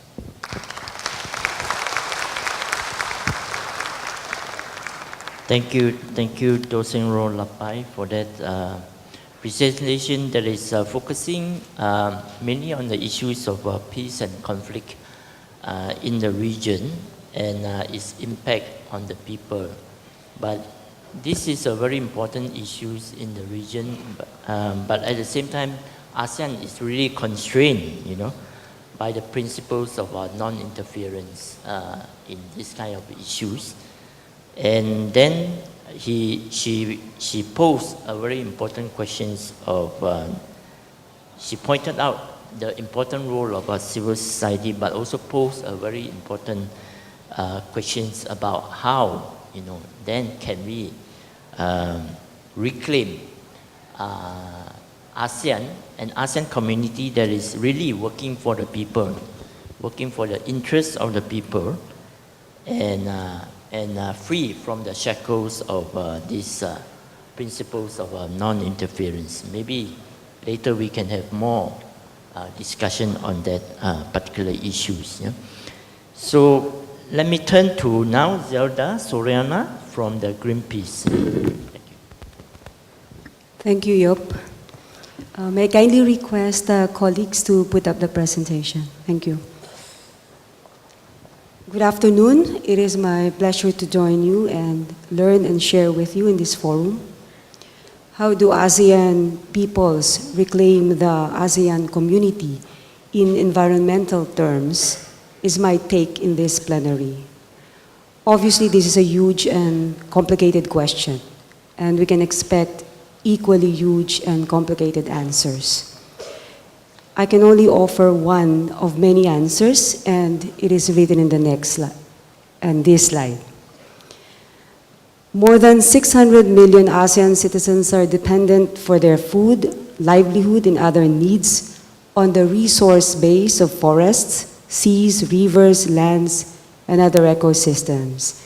Their protection must therefore be reconciled with the growth rate targets of the ASEAN economic integration in 2015 and beyond. And being inherently vulnerable to the impacts of climate change and other environmental challenges, ASEAN cannot, maybe just go back to that slide. As I said, being inherently vulnerable to the impacts of climate change and other environmental challenges, ASEAN cannot afford to grow now and then clean later. By the way, this image in this slide is a screenshot of a Greenpeace-administered webpage that features the result of a consultation among policy experts and advocates from the civil society and academia on the environmental sustainability of the ASEAN economic integration. Please visit that site if you are interested for more information. Next slide, please. In the top left is a simplified illustration of the ASEAN economic integration, and I just retrieved it from the web. But from the official website of the ASEAN, the regional association declares that the ASEAN economic community shall be the goal of regional economic integration, and it envisages the characteristics of a single market and production base, a highly competitive economic region, a region of equitable economic development, and a region fully integrated into the global economy. Well, while the ASEAN Free Trade Agreement and other cooperation frameworks have already been in the region for decades, this economic integration seeks greater level and scope of intra-region and other regional market-related activities through harmonization of policies, standards, procedures, so-called best practices, norms, etc. among the 10 member countries of ASEAN. We would need another session about that specific topic. In the interest of time, I would just like to emphasize the concerns surrounding the fundamental question of how ASEAN takes into account environmental safeguards in relation to the characteristics of the region's ecosystems and the potential, actually contemporary, past, contemporary, and potential future environmental impacts of increased, intensified, harmonized trade and business operations in economic integration. Why? Because how ASEANs extract, utilize, and trade their natural resources, how ASEAN power their industries for economic development in a single market setting is indicative of how environmentally sustainable this economic integration would be, and eventually of how this economic integration would meet the needs of ASEAN's present and future generations. For example, the expected expansion of energy supply infrastructure in the context of economic integration would increase ASEAN's share of global energy-related carbon dioxide emissions. It is forecast to increase by 5% by 2030, up from the current 3.5% today. so as also in the ASEAN's final energy use or consumption, according to the Institute of Energy Economics of Japan. In the field of forestry, the United Nations Food and Agricultural Organization reports a total of 43.6 million hectares deforested in the main forest countries of ASEAN between 1995 and 2005, corresponding to a release of about 3.45 million tons of carbon, and from peatlands alone, the carbon emissions contributed to about 6% of global carbon emissions from deforestation, fires, and decay. The rates and the figures constantly increase. Well, science tells us that carbon dioxide and its concentration in our atmosphere primarily drive global warming. And globally, without drastic reductions of emissions in carbon, the Earth's atmosphere could rise, rather the Earth's temperature could rise by as much as 6 degrees Celsius by the end of the century, according to the panel of scientists of the United Nations. And that situation, or that could lead to a potentially irreversible catastrophic scenario. What does this potentially irreversible scenario mean for Southeast Asia?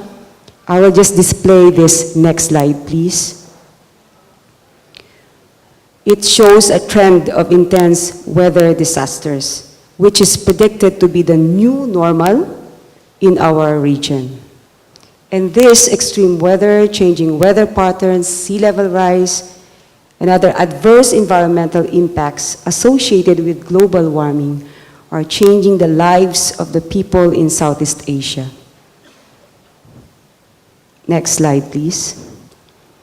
Majority of these disasters are hydrometeorological, or which includes floods, storms, and drought. You can see in the slide the alarming figures of disasters and other adverse impacts and their manifestations in our lives. Food security in the region, which is already a concern, will become a major issue if these trends continue. Extreme weather events can negatively impact food production, food storage and delivery systems, and the corresponding price increase that comes with them will be a challenge to the poor.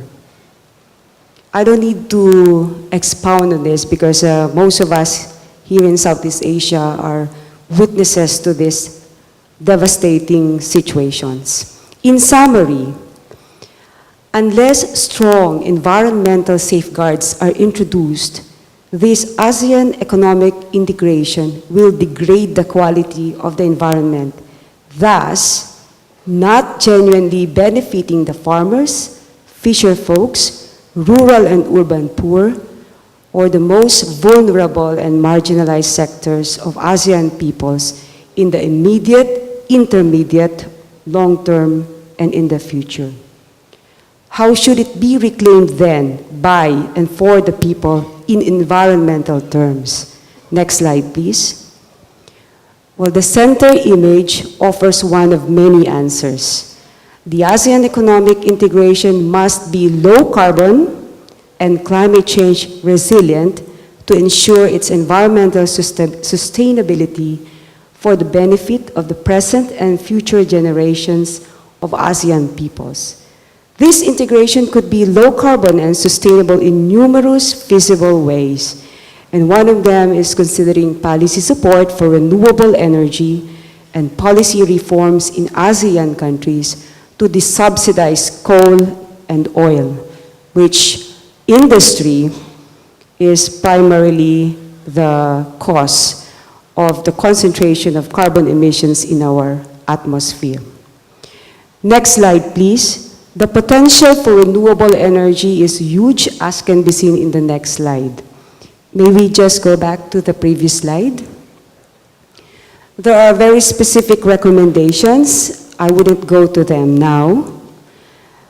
Let me just wrap up with a set of broad recommendations that was advanced by several groups, including Greenpeace. So this is not really an original of Greenpeace alone.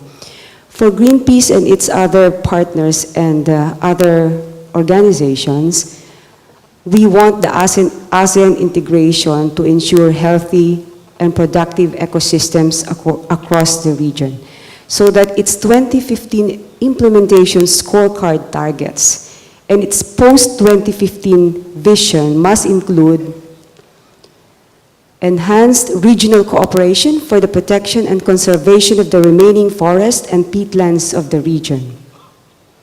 Implementation tools, such as common or transboundary mechanism to establish, monitor, and undertake environmental impact assessments and strategic impact assessments, guided by the precautionary principle, right to know standards of international environmental laws, and recognition, respect of the human rights in the course of the business operations of the companies. The groups are also advancing for harmonized policies phasing out coal, gas, and oil, and to create a level playing field where renewable energies can compete with other sources, etc. The groups are also actually recommending the adoption of a Charter of Environmental Rights, which include robust and effective mechanisms for access to information, public participation, and environmental and social justice. If we can go to the next slide before the last. Yes, you can actually read the following policy briefs available online. They are published by Greenpeace and Oxfam. Many of the recommendations are elaborated in those policy briefs. And for the last slide, I am showing it to say thank you, and I will stop at this point. Thank you, Zelda, for the presentation focusing on the environmental issues in the region. And the question is the ASEAN community that is coming into being, the regional integration. The questions whether this regional integration is really, it has promises of bringing prosperity and economic development for the peoples in the region, job opportunities, and a better livelihood. But at the same time, we want to ask at what cost this development, and whether we would be able to change this course of direction of development.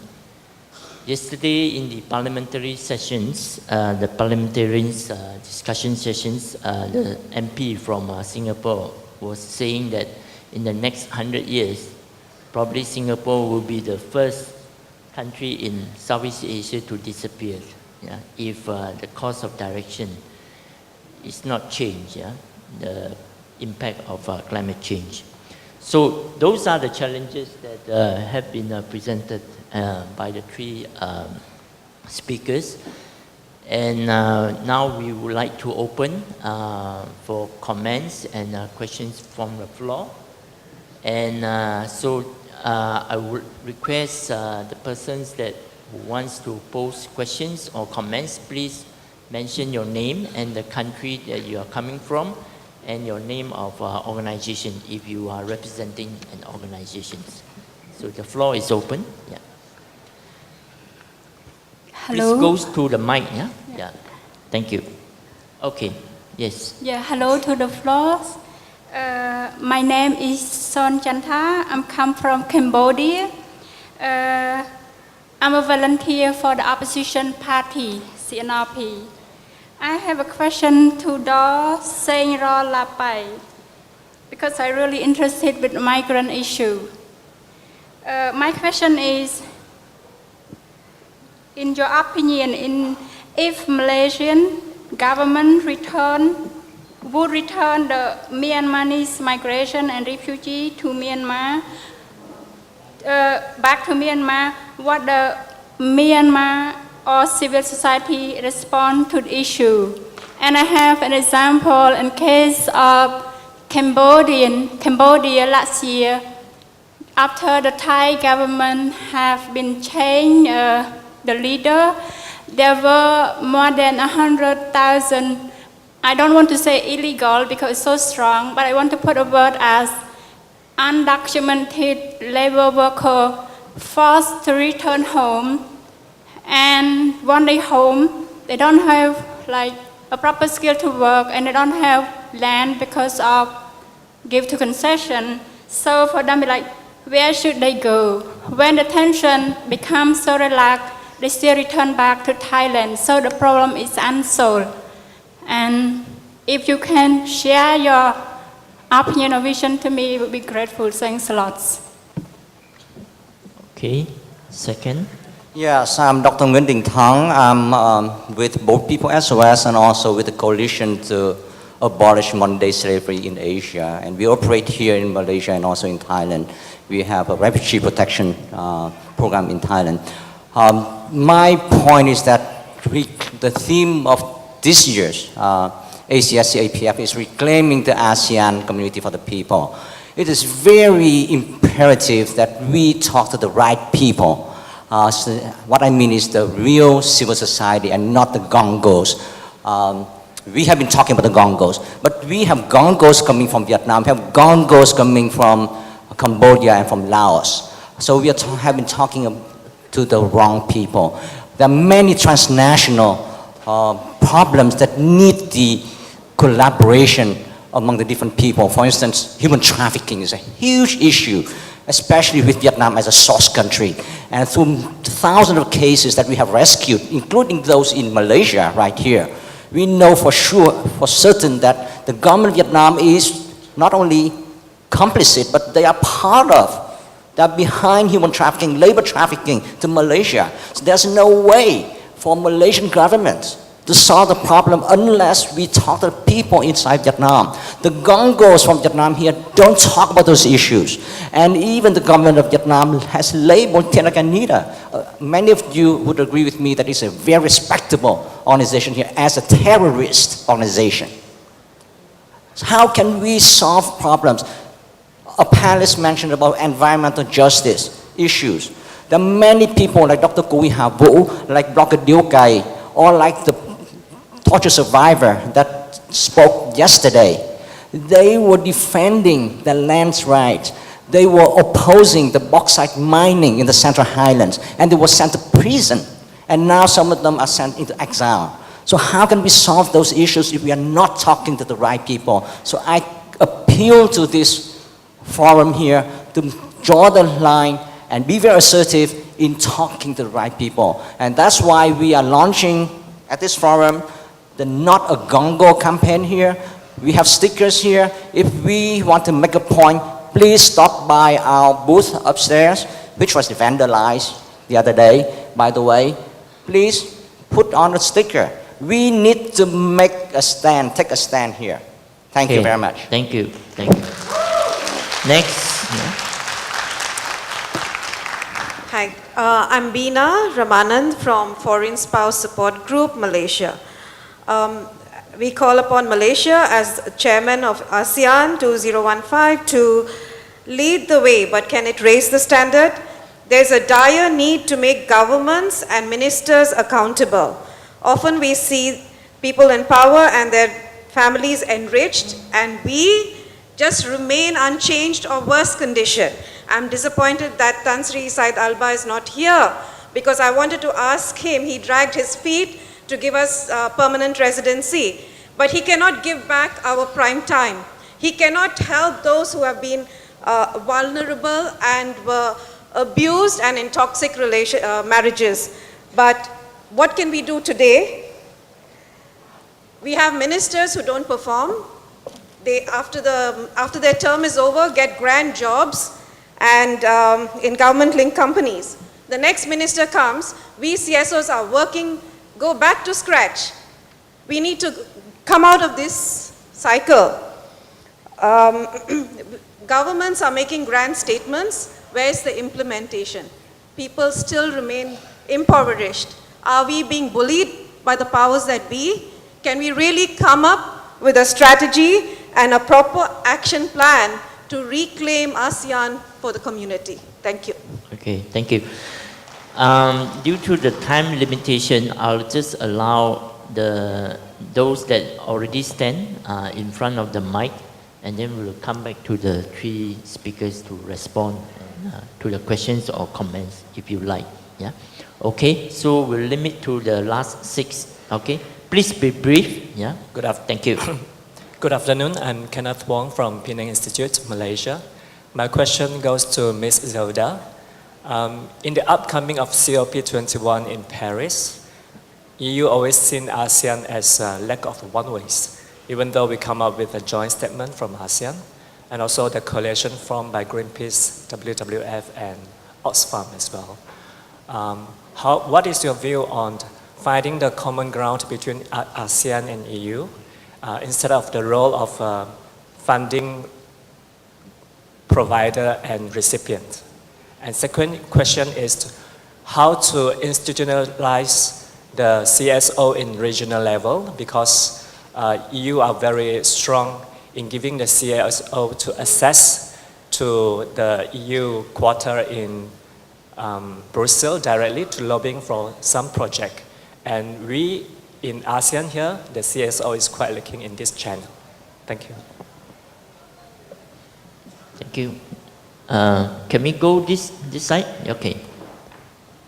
នាងខ្ញុំមកពីប្រទេសកម្ពុជាឈ្មោះជុំងាន់នៅបូរីកាឡាសហគមន៍បូរីកាឡាដែលរងគ្រោះដោយសារការរំលោភរបស់រាជរដ្ឋាភិបាលអភិវឌ្ឍនៅបូរីកាឡាជាមួយក្រុមហ៊ុនផានីមិចកិច្ចសន្យាធ្វើ10អគារបែរជាធ្វើបាន8អគារហើយមកបដិញប្រជាពលរដ្ឋយកដីយកផ្ទះហើយមិនដោះស្រាយប្រជាពលរដ្ឋដល់ពេលនេះអត់មានដោះស្រាយអីទាំងអស់តើអាការរំលោភសិទ្ធិមនុស្សតើអាស៊ានទាំង10ហ្នឹងត្រូវធ្វើយ៉ាងម៉េចចំពោះប្រជាពលរដ្ឋដែលគេរំលោភហ្នឹងចា So my name is Jum Ngan. I'm a community representative called Boraikala in Phnom Penh. Was evicted since 2012 for 4 years ago, and the government never gave us the solutions. So how can the 10 countries of the ASEAN members to find a solution for attract those governments to respect the human rights or their people rights?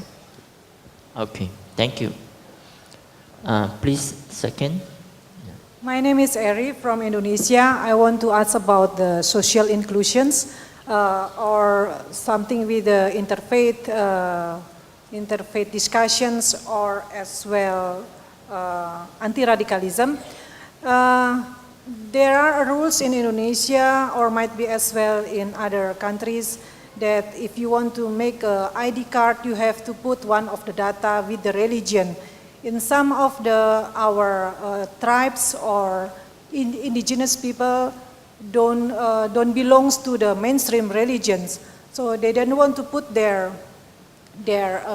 identity in the template of the government. So the consequence is they do not receive the proper public services because they don't recognize by the governments. So I think this should be put attentions by the ASEAN country, where observe mostly we have the same character with the Orang Asli.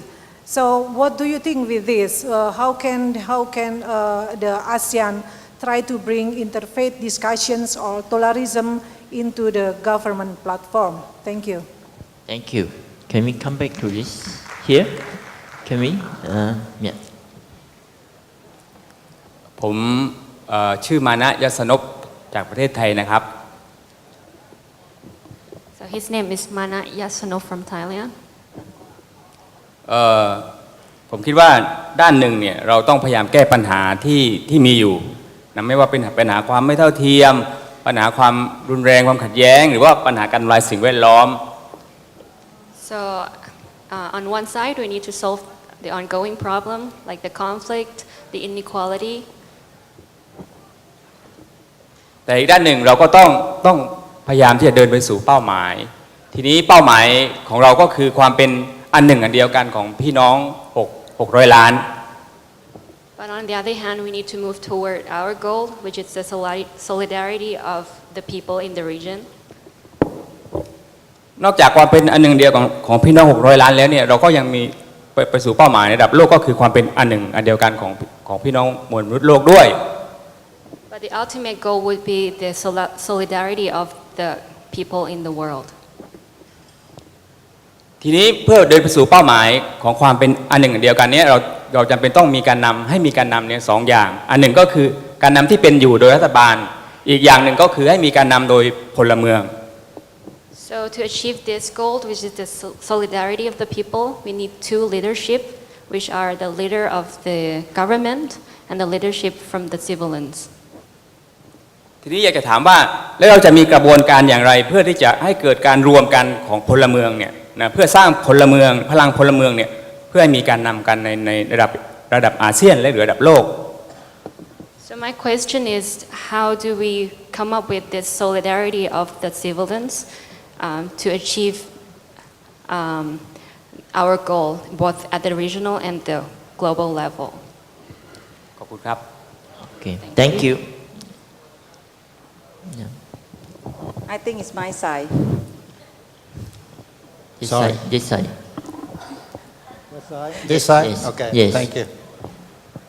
My name is Tuan Chen. I am a member of the organization. It's People Serving People Foundation. I have two issues that I want to bring up to you. The theme of this conference is bringing ASEAN to the people. ASEAN is for the people and by the people. And I remember quite well yesterday one of the speakers talking about the people would have the right to vote for the one that representing them. Looking at 4 out of 10 countries in ASEAN, they are one-party state. They do not allow anybody without a party member to run for office. How can the people select the one that they like? Therefore, they use authorization of the party toward the destruction, not for serving human being. So therefore, in the scope of this conference, I would request Asian Member of Parliament make a strong recommendation for those 4 states at the minimum, that one-party states, the people cannot voice their concern. I'll bring up particularly for Vietnam. We have 21 CSO, independent CSO. None of them would be able to come here. Only the ones supported by the government to come here. So therefore, the second request that next Asian meeting, wherever it is, the Asian Parliament member should strongly recommend the government of Vietnam and maybe Laos and maybe Cambodia to allow those independent civil society to come here. And that is a solution, that exactly what we're talking about, by the people and for the people. Thank you very much. Thank you.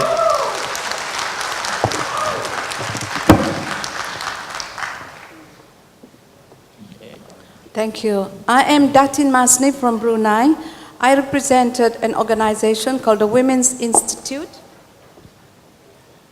And we have been carrying out environmental and raising issues about environment. So my question is to our expert then on environment. Do you think personally that we as an ASEAN bloc, we have been carrying out campaigning, doing a lot of things, prioritizing our efforts on renewable energy, reducing our carbon emissions, protecting our forests, and all sorts of things that we have done as an ASEAN, all the people of ASEAN. Do you really think that we can make any change to climate change, what is happening to the world, compared to what China as a bloc, as the people of China has done to the destruction of to the deterioration of climate change? So that is my basic question. Do you really think, as a bloc, we could really make an effort to do some change on that? Okay, thank you. Now I really have to close this session. The questioning and comment questions, and then allow time for the three speakers to give their comments and response. Yeah? I'm so sorry for the rest. You can still approach the speakers later, yeah, to talk about your questions and comments. Okay, so who would like to respond first? Maybe I'll invite Zelda to start first. Yeah. Thank you for those questions. As for the earlier one, it is actually a recommendation also that ASEAN member governments include in existing free trade agreements and rather free trade and other cooperation agreements between ASEAN and EU the environmental safeguards that were just mentioned in the presentation earlier.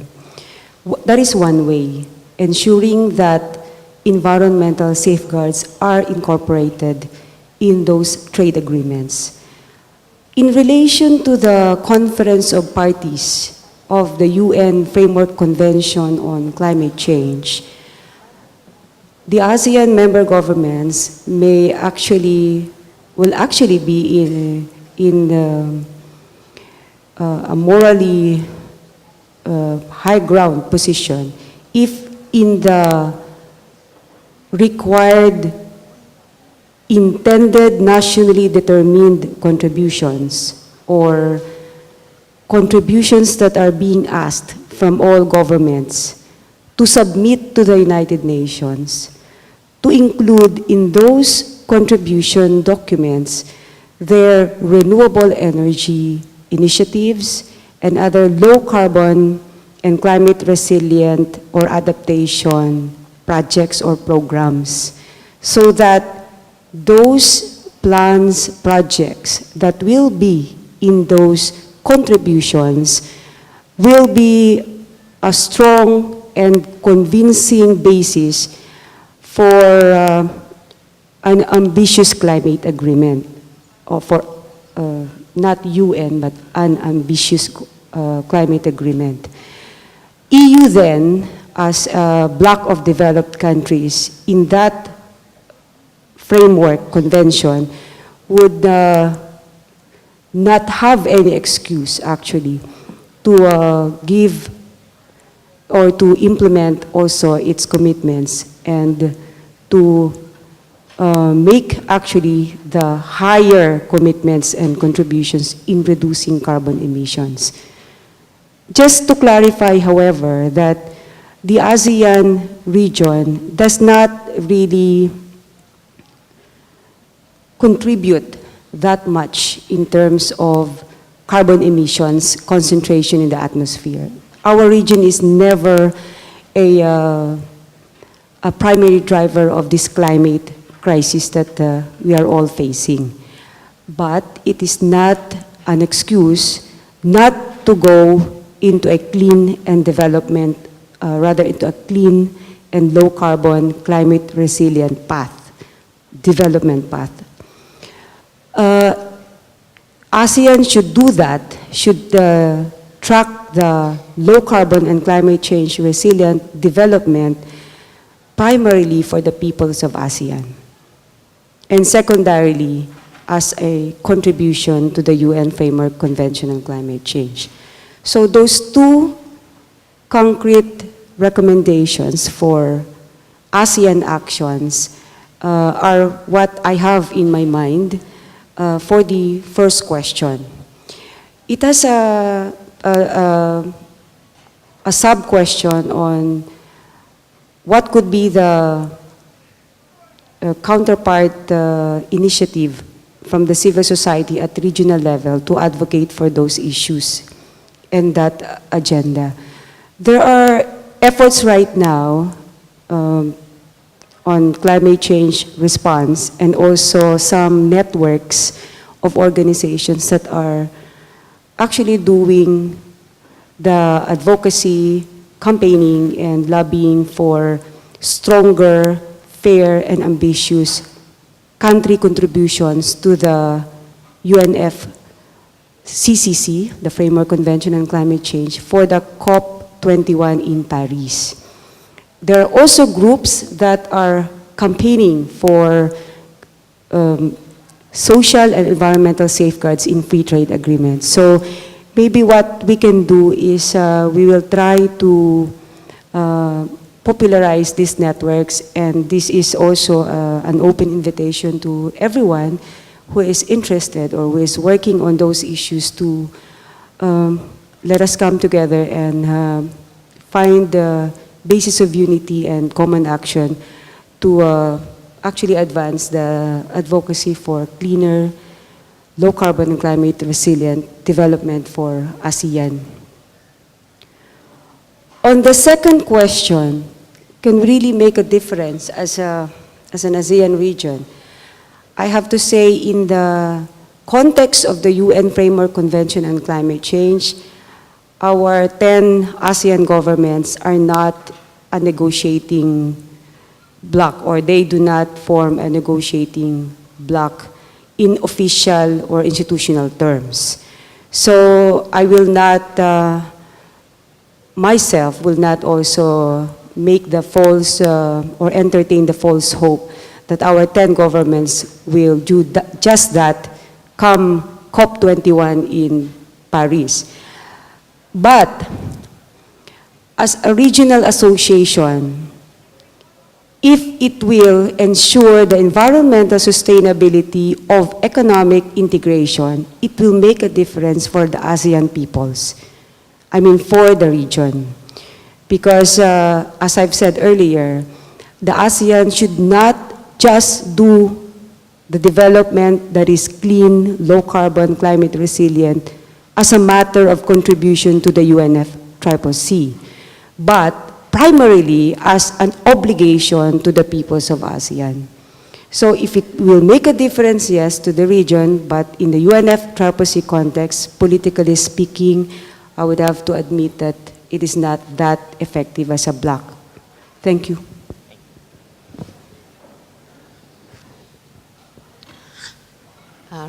I would like to respond on the dignified return of the Myanmar refugees. I think we really need to look at the direction in which the country is truly heading under the new government. Especially two events this year will determine as well. One is the general election, who will come to power and who will or will not be represented in the next legislatures and the new government. That's one that we need to watch. And the second is the nationwide ceasefire. Will the negotiations will involve all ethnic groups and conclude it successfully, and what kind of security and political guarantees will the nationwide ceasefire accord be made? So these are the two issues we need to watch. And only then, I think, we can start thinking about the dignified return of the Myanmar civilians in your countries. And also, I really would say that they should have also livelihood opportunities upon return, and not just to survive, but to live. Thank you. Thank you. First, the question from Ibu Eri about the identity card and with religions on it. I don't know if in other countries in ASEAN you also have to put your religion on your identity card.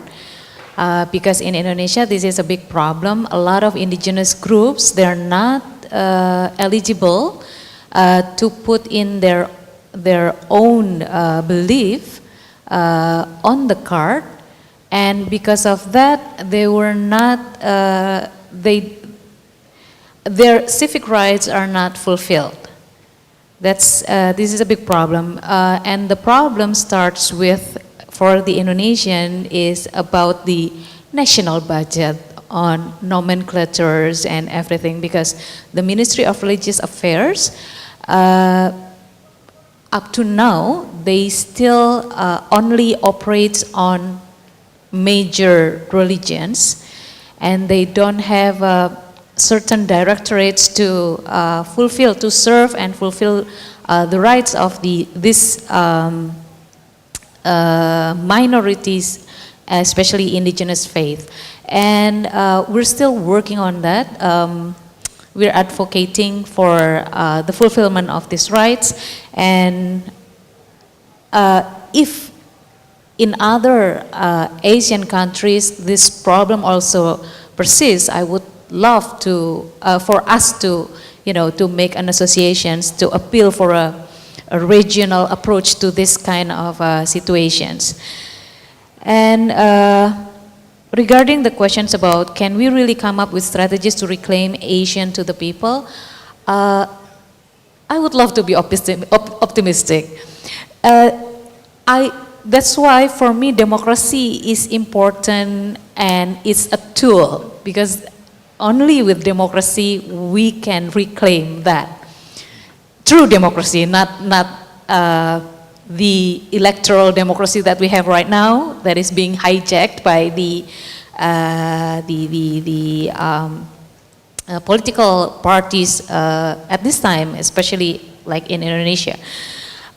Because the nature of the Asian people and like for example in Indonesia, there's still communal society, there's still a patriarchal society. So it's really important for us to promote democracy, to help educate the people about democracy so that they can start looking at themselves as one person who has one right, not only leaning on the influence of the leader. Because that's what I've been seeing in Indonesia. A lot of people, well, everyone understands that we have the right of self-determination, but it means only on voting for the MPs or the presidents or the governors, but not in, affirming their rights or affirming the kind of public policies that the people would like to have. So that's the challenges. In Indonesia right now, the route to social change is, this is what I've been seeing, the voice of the common people get canalized in social media. When the masses of people voice their opinions on social media, then the mass media will catch them up and amplify the issue, and then fingers would be pointed on certain political or public public officials.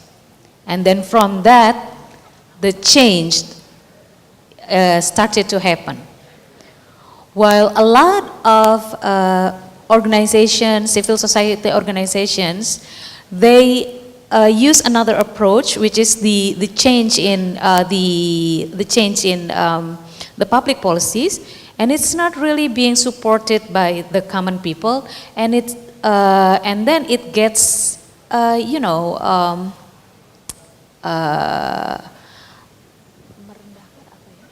undermined by the politicians and the public officials. So we really need to capitalize on the way the information technology help us to make the people have the canals for their voices. We need to use that as not only a side strategy, but maybe the main strategy to promote democracy and to promote the voices of the people, so that the public officials, the public politicians, they can start to really listen, and then we can claim ASEAN for the people. Thank you. Thank you.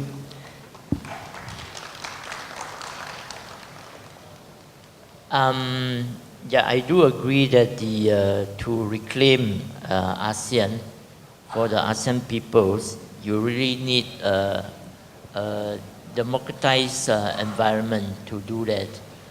And But I believe many organizations here and outside have been trying and exploring what are the most effective strategies and campaigns to actually shift the paradigm of ASEAN, moving away from the paradigm that it is on the course now. And many issues have been raised and many concerns have been raised about the direction that it is moving at this moment. But I would like to also draw your attention to these very important opportunities for all of us to actually to be able to influence the future direction of ASEAN in the next 10 years. This is ASEAN, they have completed their 3 blueprints until 2015. So this is a year of the final year for them to implement the 3 blueprints, and the ASEAN community is supposed to come into being this year. And ASEAN governments have established a high-level task force to draft their future plan. This future plan is for next 10 years, 2015 to 2025. So they are in the process of drafting, and we as a civil society have the opportunity to try to influence that drafting process and the drafting outcome, because this will have a lot of influence on the development of this region in the next 10 years. Yeah?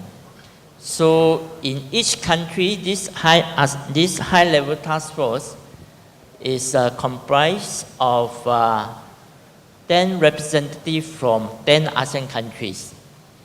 So you should try to get to know about your representative from your government in this high-level task force, and try to talk to them and give your inputs, whether you are working on migrants, refugees, environment, women, children, religious freedom, freedom of expression. You should try to put your inputs to your government, and the process is for them to have a first draft by July. So your inputs should go into your government by July, and then the final document for the 10 years future plan of ASEAN will be finalized in the ASEAN Summit. It will be adopted in the ASEAN Summit in November. So there is actually not much time. Yeah? So I just want to draw your attention to these opportunities that you can utilize to influence the next 10 years development of ASEAN. Yeah? So with that, I would like to invite you all to give a big applause to the 3 distinguished speakers for sharing their thoughts. Yeah? And I would like to now hand over to the organizer. Thank you. Thank you.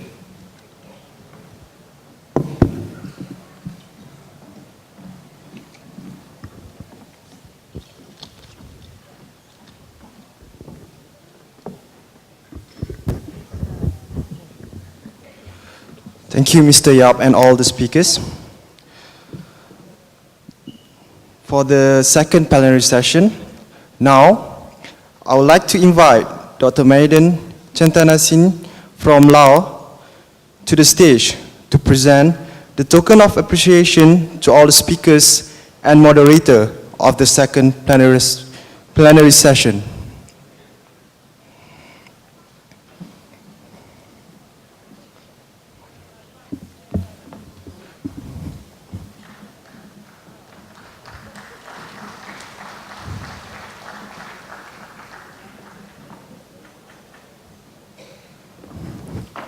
Firstly, I would like to invite Ms. Dao Seng Rao Lapai from Myanmar. to receive the token of appreciation. Ms. Alisa Wahid from Indonesia. Ms. Zelda Soriano from the Philippines. And last but not least, to our moderator, Mr. Yap Swee Sang from Malaysia.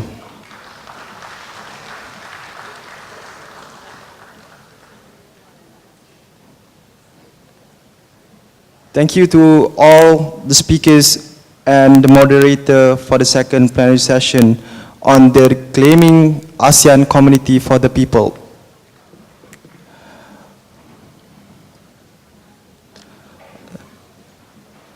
There's a short announcement. For participants who are interested in the workshops in UTM, please gather at the ground floor at 1:45 p.m. There will be an usher to lead all the participants to UTM. I repeat, for participants who are interested in the workshops in UTM, please gather at the ground floor at 1:45 p.m. There will be an usher to lead all the participants to UTM. All participants are kindly requested to remain at the hall for the luncheon address, and the lunch will be served right after the luncheon talk by Yang Amat Berhormat Chief Minister Azmin Ali.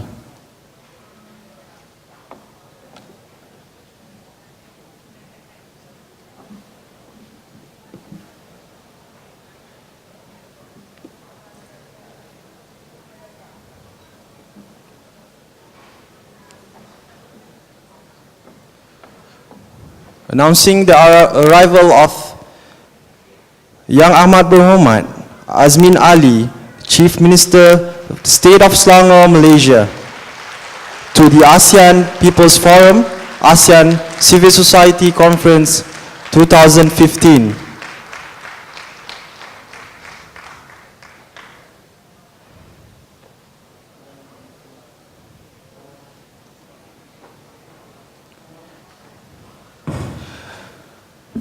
Datuk Menteri Besar Muhammad Azmin Ali is a Malaysian politician and is the Menteri Besar of Selangor.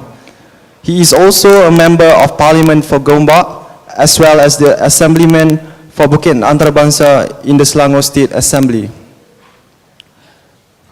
Without further ado, I would like to invite Yang Amat Berhormat Azmin Ali, the Chief Minister of the State of Selangor, Malaysia, to deliver the luncheon talk. With all respect.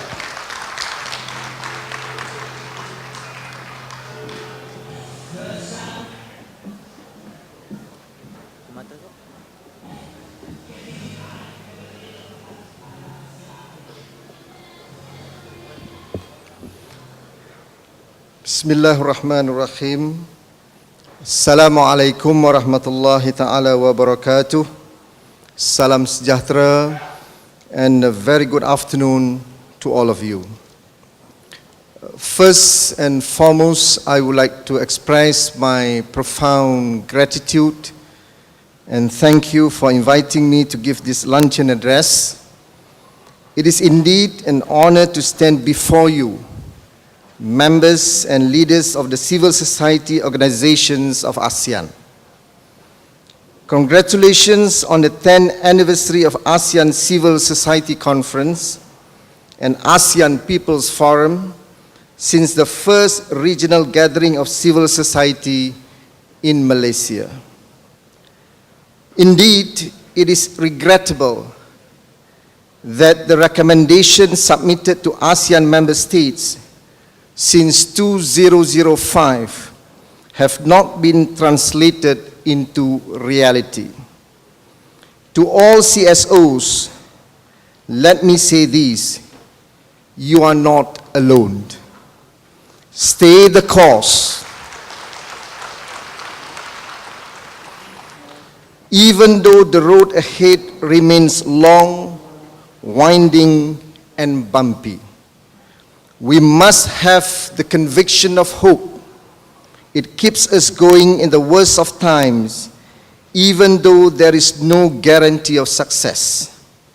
Or, as Václav Havel puts it, hope is not the conviction that something will turn out well, but the certainty that something makes sense, regardless of how it turns out. Or as the Chinese philosopher Lao Tzu said, a journey of 1,000 miles begins with a single step. So if you hadn't started on this journey, there might well have been no road ahead. I'm convinced that your efforts and commitment to establish a people-centric ASEAN remain a cause worthy of continuous pursuit. Indeed, any attempt at creating a peaceful and prosperous community cannot be realized when the people are not at the forefront of deliberations. Hence, the theme of my address today is on ASEAN, civil society organizations, and power to the people. When John Lennon wrote the song, Power to the People in 1971, I was only 7 years old then. He had meant it just as a catchy tune for people to sing. But we know how significant a mere preposition can be sometimes. In fact, between the preposition to and the preposition over lies a wide gap between freedom and oppression, between power to the people and power over the people. We are looking at CSOs like you all, on the one hand, and the powers that be on the other. Probably some of them are sitting quietly at the back. You know who I mean. Talking about powers that be, we cannot escape from talking about the laws that they foist upon the people, such as the newly amended Sedition Act and the Prevention of Terrorism Act that were recently passed under very unceremonious circumstances. Now, for old time's sake, I'm pretty sure Maria Chin knows this song very well. I'm not going to sing it out today, but let's see what John Lennon talks about. Power to the people. Say you want a revolution. Well, you get on your feet and out on the street. And don't forget this part where he says, I gotta ask you, comrades and brothers, how do you treat your own woman back home? She got to be herself so she can free herself, singing power to the people. So do not be surprised that under this new enhanced sedition law, my reading aloud the lyrics of this song could well be sufficient cause for the police to use their quote-unquote powers of arrest. And the Inspector General of Police would soon be happily tweeting about my seditious speech. But what is my point here? The key phrase here is power to the people. While the reality is that we have more than enough laws that give the executive power over the people. The only thing that we are sure about these new laws is that the powers are wide-ranging, far wider than before. They have also imposed a mandatory minimum 3 jail sentence upon conviction taking away the discretionary powers of the courts in this regard. It is indeed an insult to the judiciary, and if I may add, it is a double insult to all fair-minded, peace-loving people who cherish justice and freedom. Just days preceding the passage of these laws, we witnessed a spate of arrests of leaders of the opposition and prominent leaders of CSOs. I need to say this again. The arrest and prosecution of lawmakers and leaders of civil society organizations constitute a serious threat to democracy and rule of law. I take note of paragraph 4.2.3 of the CSO statement on reclaiming the ASEAN community for the people. It calls for repealing laws restricting freedom of expression, freedom of religion or belief, and urging releasing those imprisoned or detained under such laws. These developments, therefore, violate the letter and spirit of the aspirations of the people. Let me now touch on the much touted ASEAN principle of non-interference. By the way, kudos to all the ASEAN MPs on their joint statement today concerning this matter. The bogeyman of a common historical legacy drawn from the era of Western colonization is often conveniently raised as the rationale for this hands-off approach. The upshot is a culture of non-interference in member nations' affairs.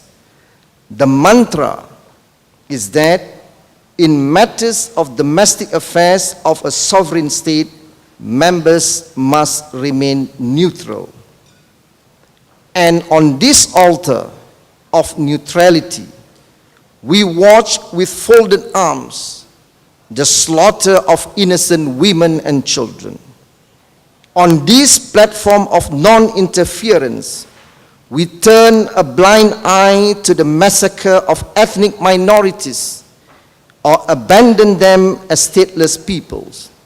And on this principle of state sovereignty, we engage in a conspiracy of silence on the myriad forms of human rights violations committed against the weak, the marginalized, and the dispossessed peoples in ASEAN. It is a long list of human rights violations, but suffice it to name a few: the systematic expulsion of Rohingya from Myanmar, the persecution of Laotian and Hmong dissidents, and the dispossession of the Bangsa Moro and Patani, and the list goes on. For the record, we have not forgotten about Sombath and his disappearance. He remains Laos' most respected civil society leader and community development worker, whose work won him the Raymond Magsaysay Award in 2005. Indeed, the word disappearance does not capture the real import of his case. The truth is he was criminally abducted by the powers that be, even as the rest of the world joined in the chorus demanding investigation and accountability. The Lao government continues to maintain its innocence. So, is this the meaning of neutrality? Let me quote Desmond Tutu. If you are neutral in situations of injustice, you have chosen the side of the oppressor. If an elephant has its foot on the tail of a mouse, and you say that you are neutral, the mouse will not appreciate your neutrality.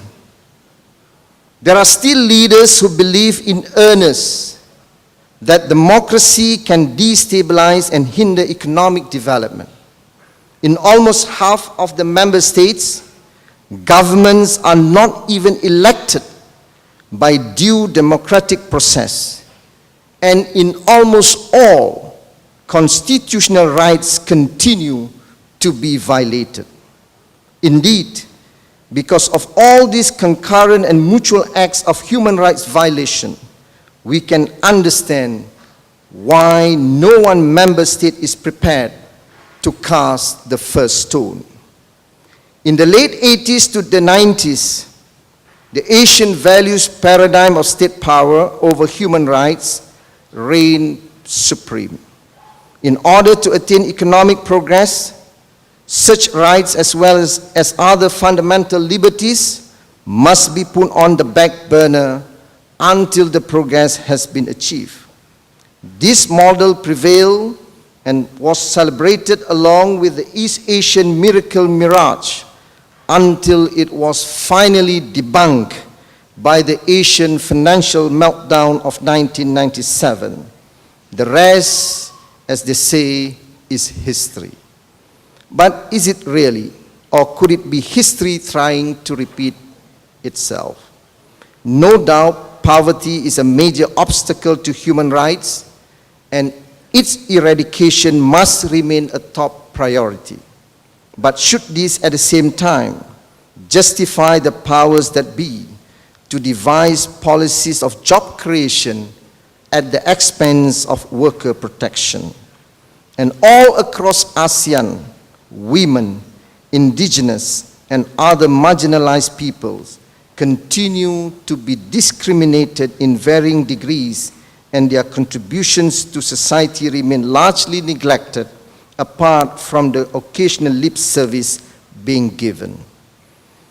On the South China Sea dispute, this is one area where ASEAN is particularly falling short of expectations.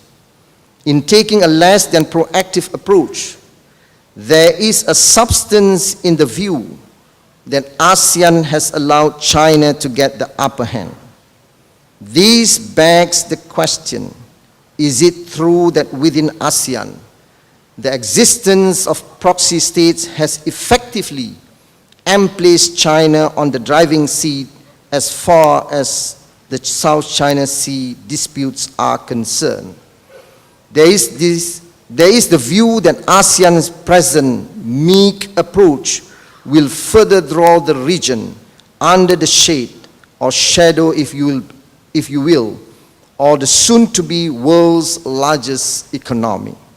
These are issues worth pursuing, perhaps in another forum. As a regional entity, ASEAN has sometimes been compared to European Union. But we know this is unrealistic, even with AFTA and several other key efforts at integration. Indeed, in terms of quantity, ASEAN has grown by leaps and bounds, as the present strength of 10 members will testify. But as for integration, it remains highly unlikely that a true regional identity will be realized as the AEC 2015 draws close.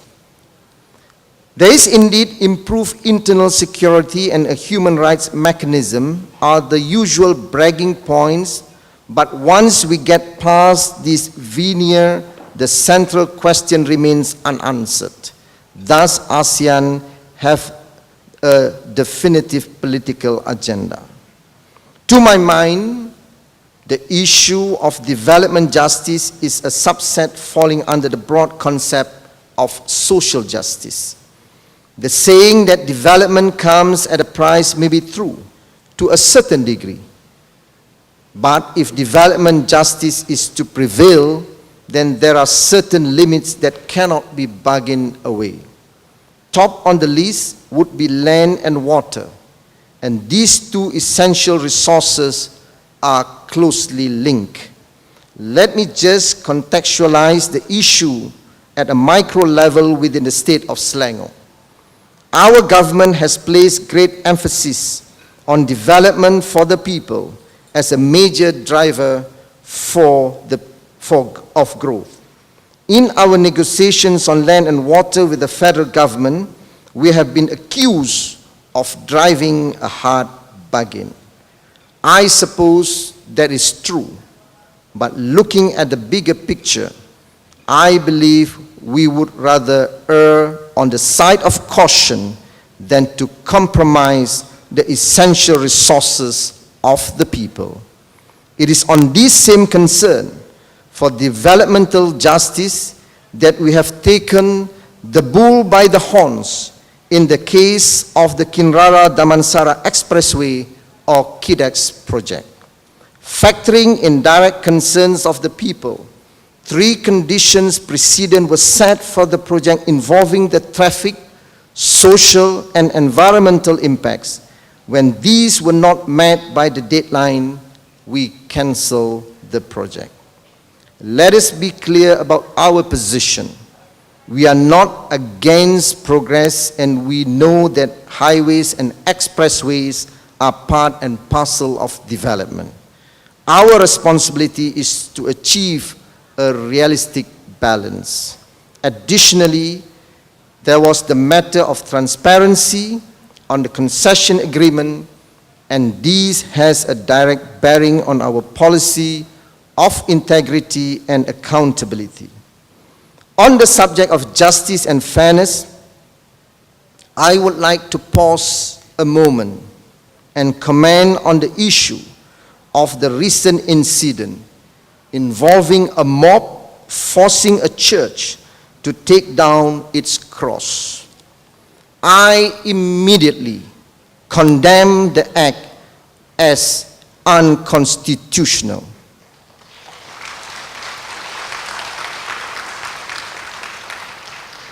I said Christians regard the cross as sacred. This was a violation of their fundamental rights to practice their religion unmolested. Civil society organizations, including those with predominantly Muslim membership, also joined in swiftly to denounce the incident. I just want to say this again.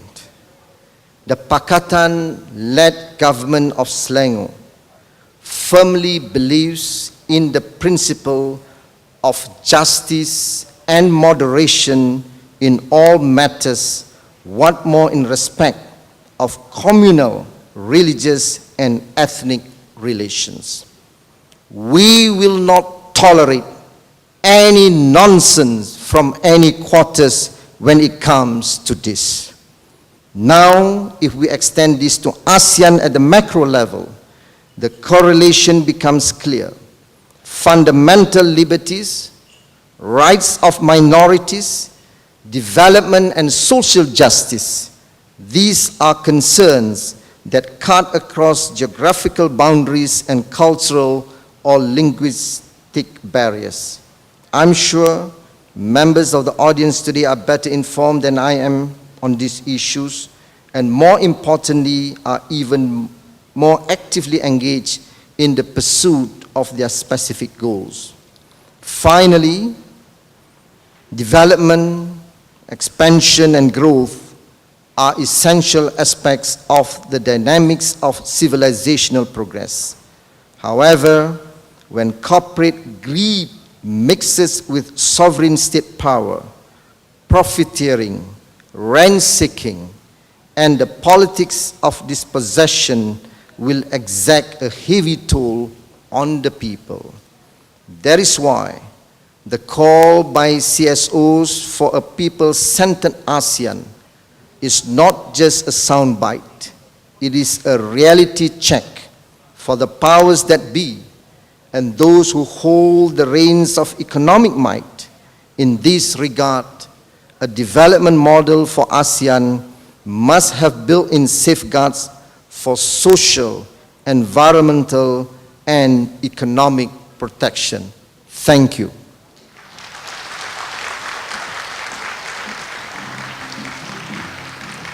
I would like to request Yang Amat Berhormat to remain on stage Thank you to Yang Amat Berhormat Chief Minister of the State of Selangor, Malaysia. for the luncheon address. Now I would like to invite Ms. Nguyen Thi Huang Van, the Vietnam Union of Friendship Organization, Vietnam Peace and Development Foundation, to proceed on stage to present a token of appreciation to Yang Amat Berhormat Azmin Ali.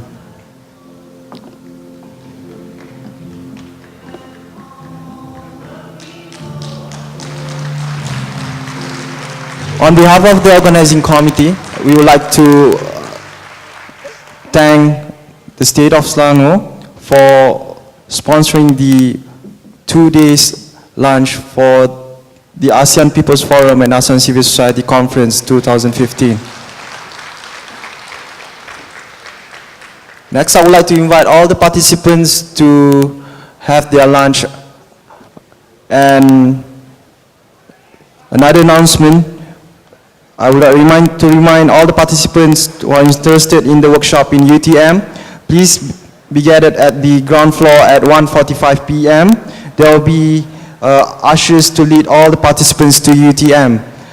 I repeat, for participants who are interested in the workshops in UTM, please gather at the ground floor at 1:45 p.m. There will be ushers to lead all the participants to UTM. On behalf of the organizing committee, we would like to say enjoy the rest of the workshop to all the participants of ASEAN People's Forum, ASEAN Civil Society Conference 2015.